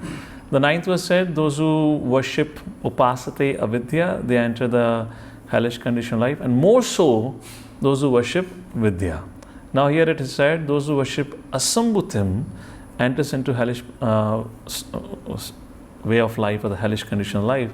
More so those who worship sambhutim. So here sambhutim, now there was Vidya, and here it is Sambhutim versus Asambhutim. So let's take a look. I'm going to give you the summary of these three verses in the table like we had it for 9 to 11th. What is Sambhutim and Asambhutim means in the 12th, 13th and 14th verses. In the 12th verse, Asambhutim means the Devatas. Sambhuti, which means the absolute truth, Sambhuti, but the one of the what you can say, perspective you can say, or realization of the absolute truth. Here in this case it means impersonal. That's the reason I said, who worship impersonal form of the Lord, they go into farther darkness or the ignorance because of the reasons will be described in the purport. In context of Mayavadis are discussed at large about here, because they deny the existence of the Lord, they are blasphemers, they blaspheme the form of the Lord by saying that it doesn't exist or it is under the modes of material nature and other different reasons like that. Then in the 13th verse, Asambhuti and Sambhuti. So Sambhuti being described here in the 12th verse as impersonal form. Then in 13th and 14th verse, it is about the Supreme Personality of Godhead. Asambhuti in the 13th verse, it is again about one who worships Sambhuti and Asambhuti, there are different results. So there, it is about anything other than absolute. So you remember when we talked about those who practice cultivate Vidya or those who cultivate Avidya, they get different results. So how we have defined Avidya? Anything which disconnects you from Krishna consciousness is Avidya. That is how it is the 13th shloka here. And 14th shloka is similar like what we have read today, is about knowledge of both. So here in the 14th verse it says again, one should cultivate the knowledge of the absolute truth and knowledge of Asambhuti, means the knowledge of the material world. And in this verse, we're going to go in details of the whole planetary system. So these 12, 13, 14th are going to take a little time. We're going to go into some details from Srimad Bhagavatam here. Let's take a look the connection here. So Mantra 11 describes that one must obtain knowledge while understanding knee science to transcend material conception that we just discussed now. And Mantra 12 describes two kinds of people who cannot do it. And those two kinds of people are, one are the demigod worshippers and second are Mayavadis, that are impersonalists, which are addressed here. What is the main theme of the purport that Prabhupada builds up? Impersonalists. Just to clarify this, I would say you should better have a pen and paper to write down these things, at least about impersonal. This is confusing a little bit. Impersonalists are of two kinds, Mayavadis and Brahmavadis. Mayavadis who reject the form of the Lord, and they say, Mayavadis are more or less atheist only. They don't believe in the existence of the Lord. That is atheism. So what do Mayavadi says? You are Narayan, I am Narayan. We all are gods. So that's another form of atheism. That is Mayavadi. That's the reason they are said to be the greatest blasphemers. Another type of impersonalists are Brahmavadis. Brahmavadis are those who have only attained a realization up to the Brahman platform.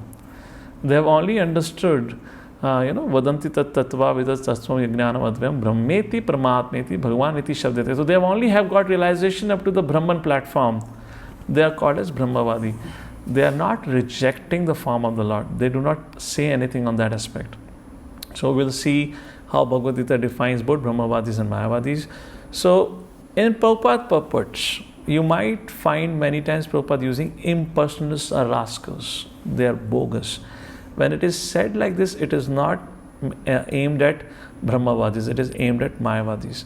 Second thing, in today's time, you will hardly find any follower of Brahmavadi. What you have largely is Mayavadi, because that was established by Shankaracharya 1000 years ago. And since that culture of civilization had become prominent, so Prabhupada would loosely use the word Mayavadis or impersonalists. But for technically, to help you understand, there are two kinds of impersonalists. I just gave you differentiation between the two. So in Mantra 12, there are three topics will be discussed at length. Which I mean at length is, we're going to go into Bhagavad-Gita and Srimad Bhagavatam and a little bit study.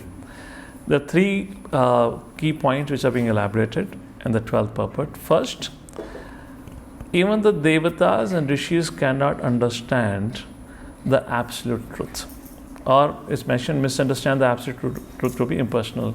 The basic reference is 10th chapter of Bhagavad-Gita, verse number 2, where Krishna says, even the best of the sages, the best of the Devatas cannot know me, although they are created by me. They cannot understand by themselves.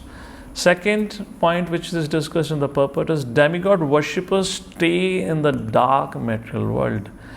Lord Shri Krishna in 7th chapter and the 9th chapter called the demigod worshippers as mudhas. Now there are two kinds of demigod worshippers. There is a one kind of demigod worshipper who is, who you can say a demigod worshipper, but who is in knowledge, who understand Krishna to be the supreme God among all, but he yet worship all the devatas. Okay?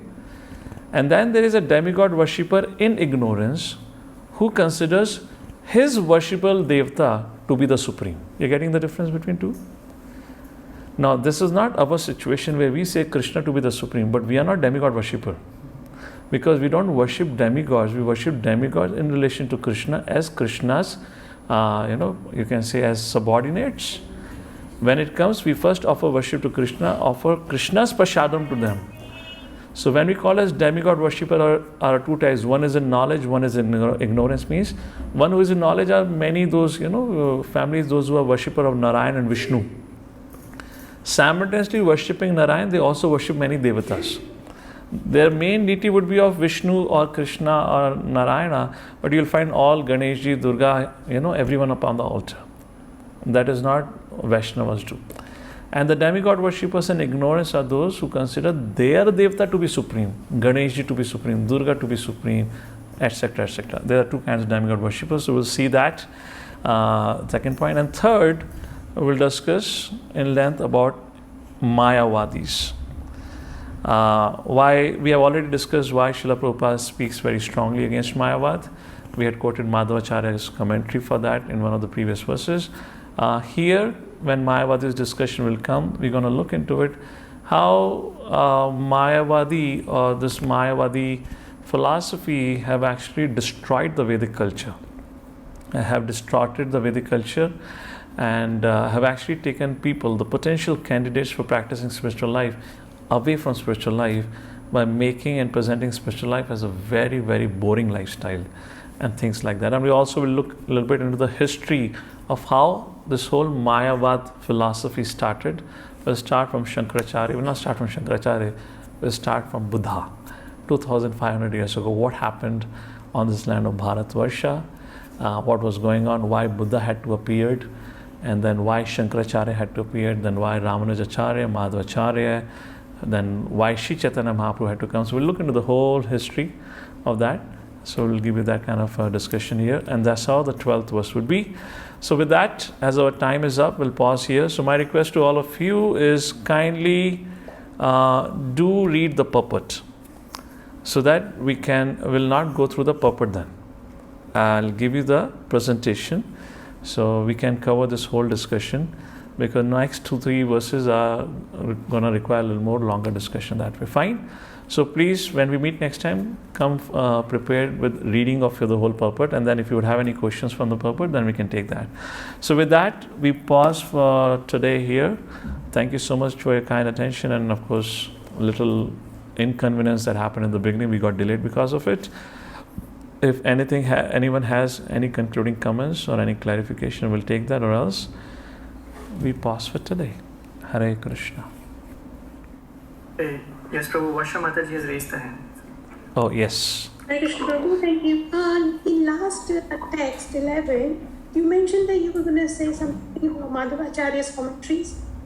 No. I said we have already discussed why Srila Prabhupada strongly spoke against Mayavad. Why Prabhupada would often, criticize or correct your Mayavad philosophy. And I said in one of the previous purports, previous verses, we had already saw Madhvacharya's commentary where we talked about two concepts, sin of commission and sin of omission. Remember? Yeah. There we had discussed that, and there we had actually explained how Srila Prabhupada, or why Srila Prabhupada did that, and how we should also behave. Sin of commission and sin of omission. That was the point. Thank you. Hare Krishna. Sandeep Prabhu. Hare Krishna Prabhu. Prabhu, this is just a clarification from one of the questions on the website on mantra 9 actually. Oh, the quiz. On the quiz, sir. Okay, glad to know somebody is attempting the quizzes. Okay, yes, Sandeep Prabhu. Which of the following fall under category of mistaken mundane educators? So there are 4 options given: atheist, philosophers, Naradharma, and all of the above. Now, for me, I think when I have gone to the purport, I have selected atheist, but it was shown as wrong answer. And then eventually, by guesswork, I came to Naradharma. But because Naradharma I could not find in mantra 9 or 10 also. So just wanted a clarification. What was the question? What was the question asked? Can you say that again? Which of the following fall under category of mistaken mundane educators? Okay, mistaken mundane educators.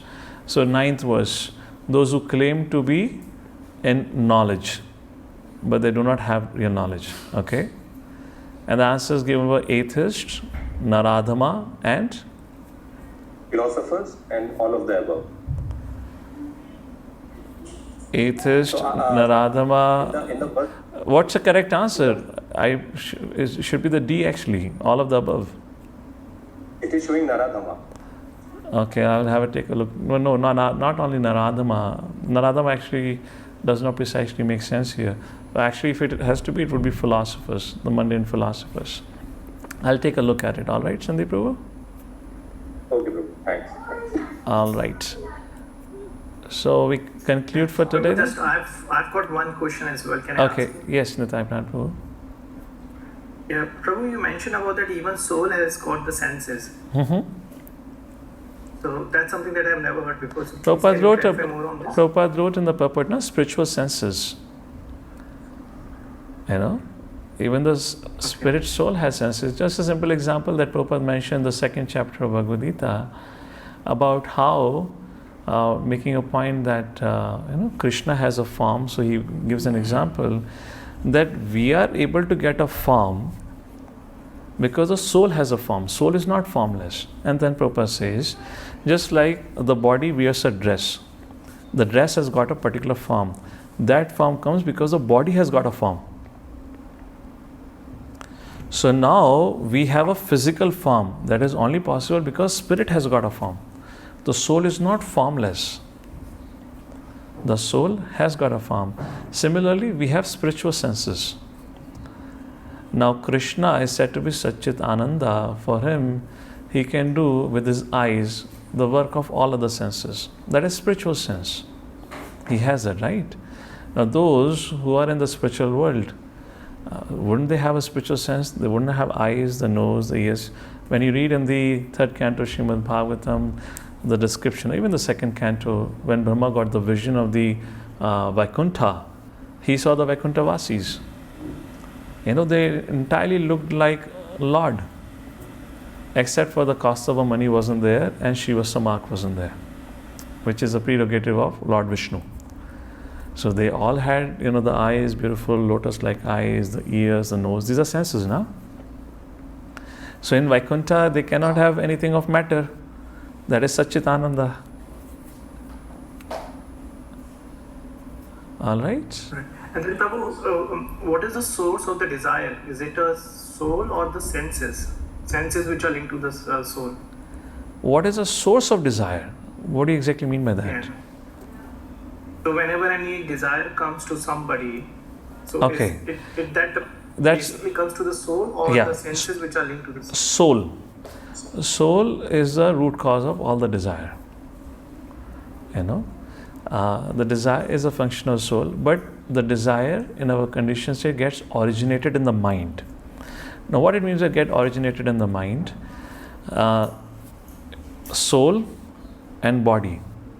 How does the soul interact with the body? Is through the medium of the subtle body. The soul is said to be the root, R-O-O-T, of consciousness. It's the origin of consciousness. And subtle body, which includes mind, intelligence, false ego, is said to be the root of consciousness, R-O-U-T-E.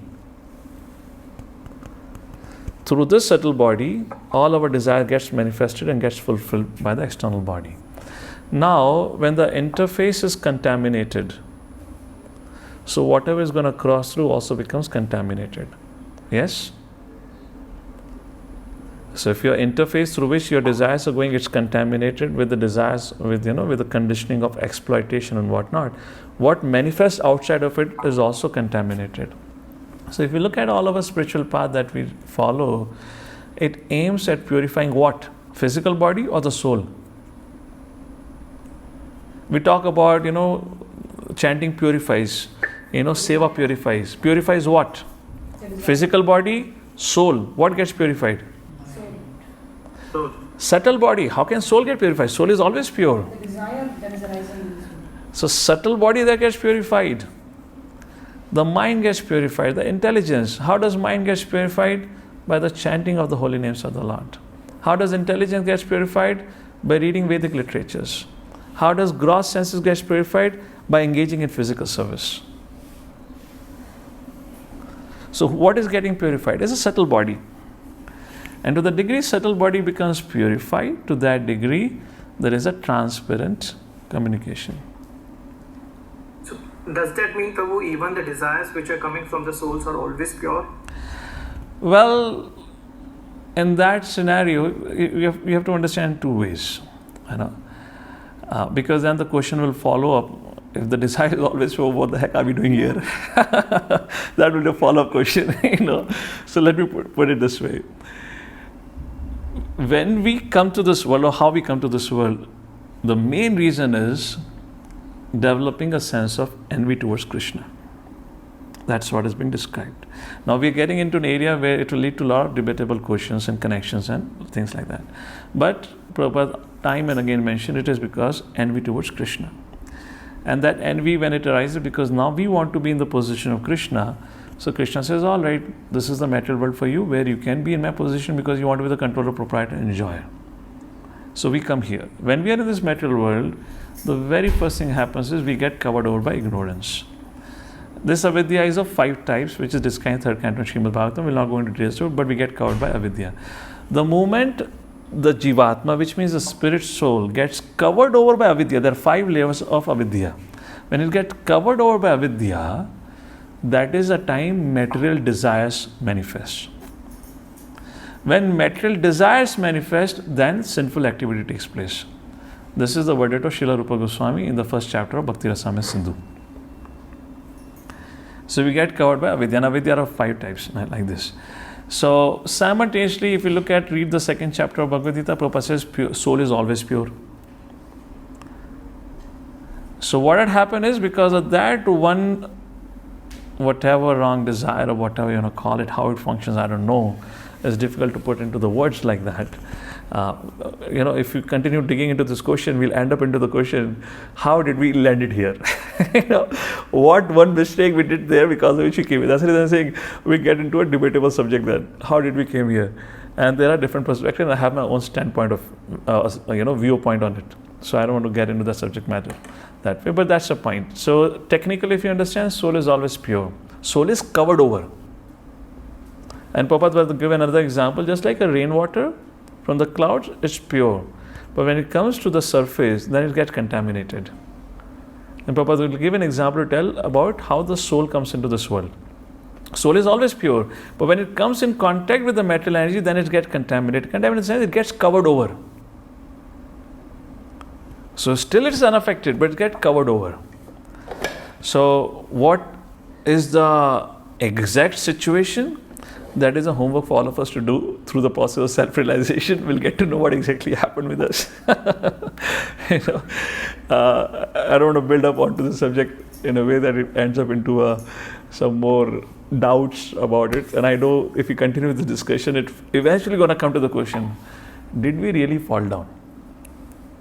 Did we fell from the Vaikuntha or not? This is where it's going to end up to the question. All right. Anything else? No related question. Priya Mataji on these things. Yes, Mother Priya. Hare Krishna Prabhuji, Dandavat Pranam. Yes. Sorry, Prabhu, I just have a question which is not related to the class, but I'm having this question in my mind in terms of a practical challenge. So if you allow me to ask. Oh, I'm so happy to take any question disconnected from the previous discussion. so totally fine. I just to ask, because we are so much absorbed in our material day-to-day duties, we get very little time, and that little time we need to manage in our sadhana as well as our spiritual services which we are doing. And sometimes I'm unfortunate, maybe most of the times I land in a situation where I may have to decide whether I should focus on my sadhana or towards my spiritual services or services in Krishna consciousness. So what should be the right balance, or how can we rightly balance these two things in our life? To begin with, stick to the program that Srila Prabhupada gave. Try to align with the program that Prabhupada gave. Prabhupada gave a sandwich program to us.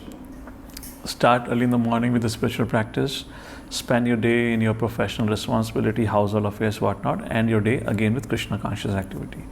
So leave everything aside. First of all, try to bring yourself, try to align or harmonize yourself with Srila Prabhupada's program first. To the best effort you can make it. That's the first thing you can do it.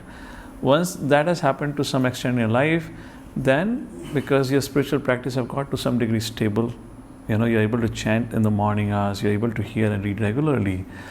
So then the spiritual awakening happens. You get more, realizations, you get kripa, you get mercy, and then you get to see clearly. It's just like driving a car in a rainy season or the monsoon, and your, what do you call as wiper?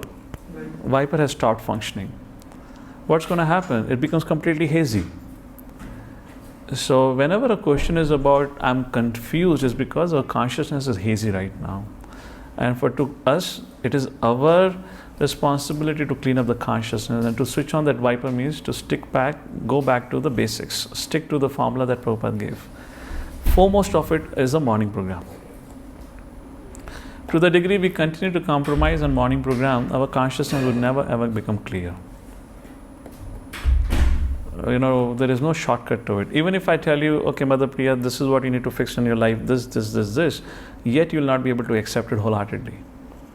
Because the strength to apply that knowledge is also not there.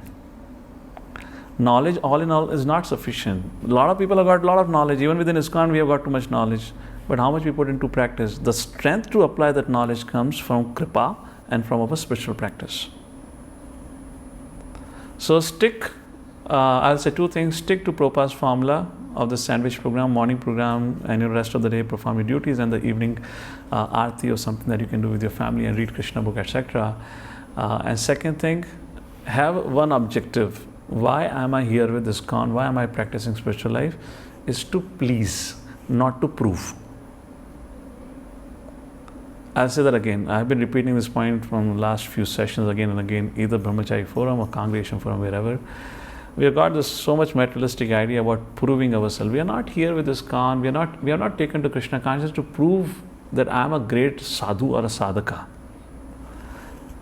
I have taken to this path to please Vaishnava. That is a foundation teaching. And as I said, I'll elaborate this whole point in detail in Bhakti Rasamrita Sindhu. If some of you are eager, then you can hear the last Sunday recording on this.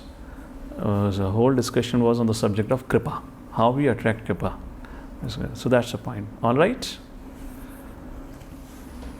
Hare Krishna Prabhu, Dhanavad Pranam. Dhanvads. I might not be able to correctly frame my doubt or not, but I'll try to. So, I heard while listening to one Bhagavatam lecture, like, whoever thinks his birthland as divine is no better than a cross. Gokaraha. Cow and SS. Yeah, but in parallel, in contrast to that, we are also listening like Chaitanya Mahaprabhu says, like, whoever born in India, or today we glorified India. Bharatvarsh. So these two are like little contradictory. No. They're not contradiction. There's a lack of comprehension there. So a fact is a fact where the Bharatvarsha has been glorified, and I gave you the reasons for it, why it's been glorified in the scripture, for the genuine reasons, because that helps you to, the birth in Bharatvarsha by default helps anyone to take to Krishna consciousness. That's the reason it has been glorified, not because something is special with Bharatvarsha. Now the other thing where it is said that people who they consider their place of birth to be place of worship are for those who are too attached in bodily consciousness. It has got nothing to do with spiritual life. And that's where the nationalism comes. I'm Indian, I'm Chinese, I'm American. Who are you? Nothing. You're born in this life here, next life you'll be born somewhere else. That's the reason that is being simultaneously rejected.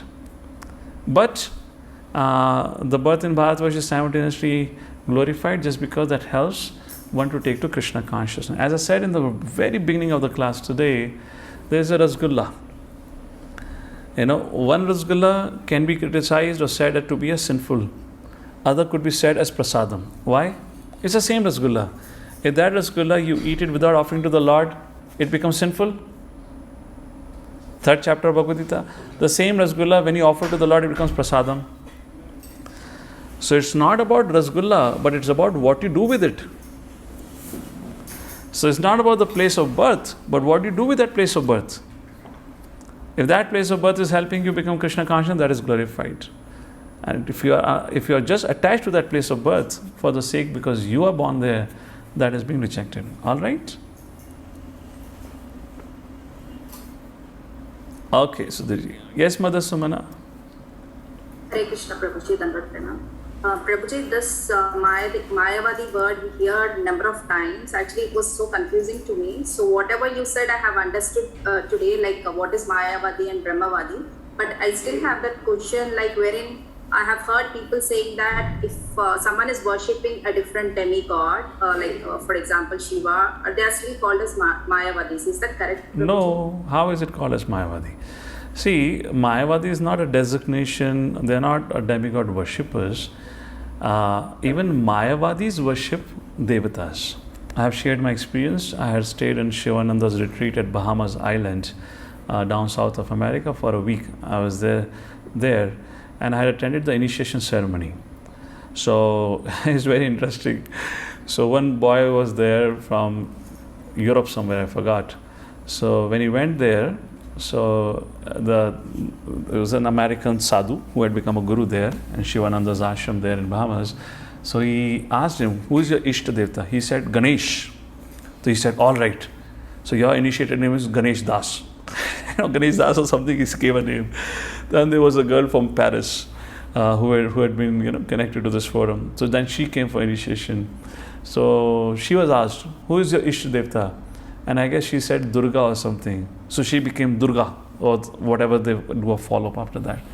So in Mayavadi conception, the idea of Devatas is we worship them so that we become them. The Devatas and the Gurus are the stepping stone to realize one's divinity, as they say. Now, when you have another category of demigod worshipper, like a question was asked by I believe the High Court judge where Prabhupada was visiting in Chennai, or whoever was a very influential person. He had asked Prabhupada, why we say devotee of Krishna, not devotee of Lord Shiva? Then Prabhupada said the word bhakta or bhakti cannot be used except for in relation to Lord Shri Krishna or Vishnu. And Prabhupada explained why. Because for all other devatas, people worship only with an intention of asking them something. Bhakti is not about asking, bhakti is about serving. Then Prabhupada asked that man, he said, you ask yourself and tell me yourself. So many people go to so many different temples. Do they go there to say and ask, Mighty Lord, how can I serve you? Or do they ask, Mighty Lord, fulfill this desire of mine? So like that Prabhupada said, there cannot be the word bhakta and bhakti. So demigod worship is there. Demigod worship is given in scriptures also, where a person goes and worship the Lord with an intention of getting some desires fulfilled. And in fact, Bhagavad-Gita says, those who worship Devatas, they go to the land of Devatas. And they spend their time with the worshipable Ishta Devta, whoever they have. So that is demigod worshipper. Mayavadi do not believe that Ganeshji is different than him. He thinks by worshipping Ganeshji, he is becoming Ganeshji. That's the reason Mayavadis are said to be the greatest offender, even more than the demigod worshippers in the 12th verse. Because Asambhutim is demigod worshippers, Sambhutim is the Mayavadis in the 12th verse, which has been talked. Making sense? Yes. That's a difference. Yeah, very much clear. So it's 3 o'clock. So, Mother Leena, you have a question, you can ping me separately. I'll reply back. All right? We'll close now. It's been quite late.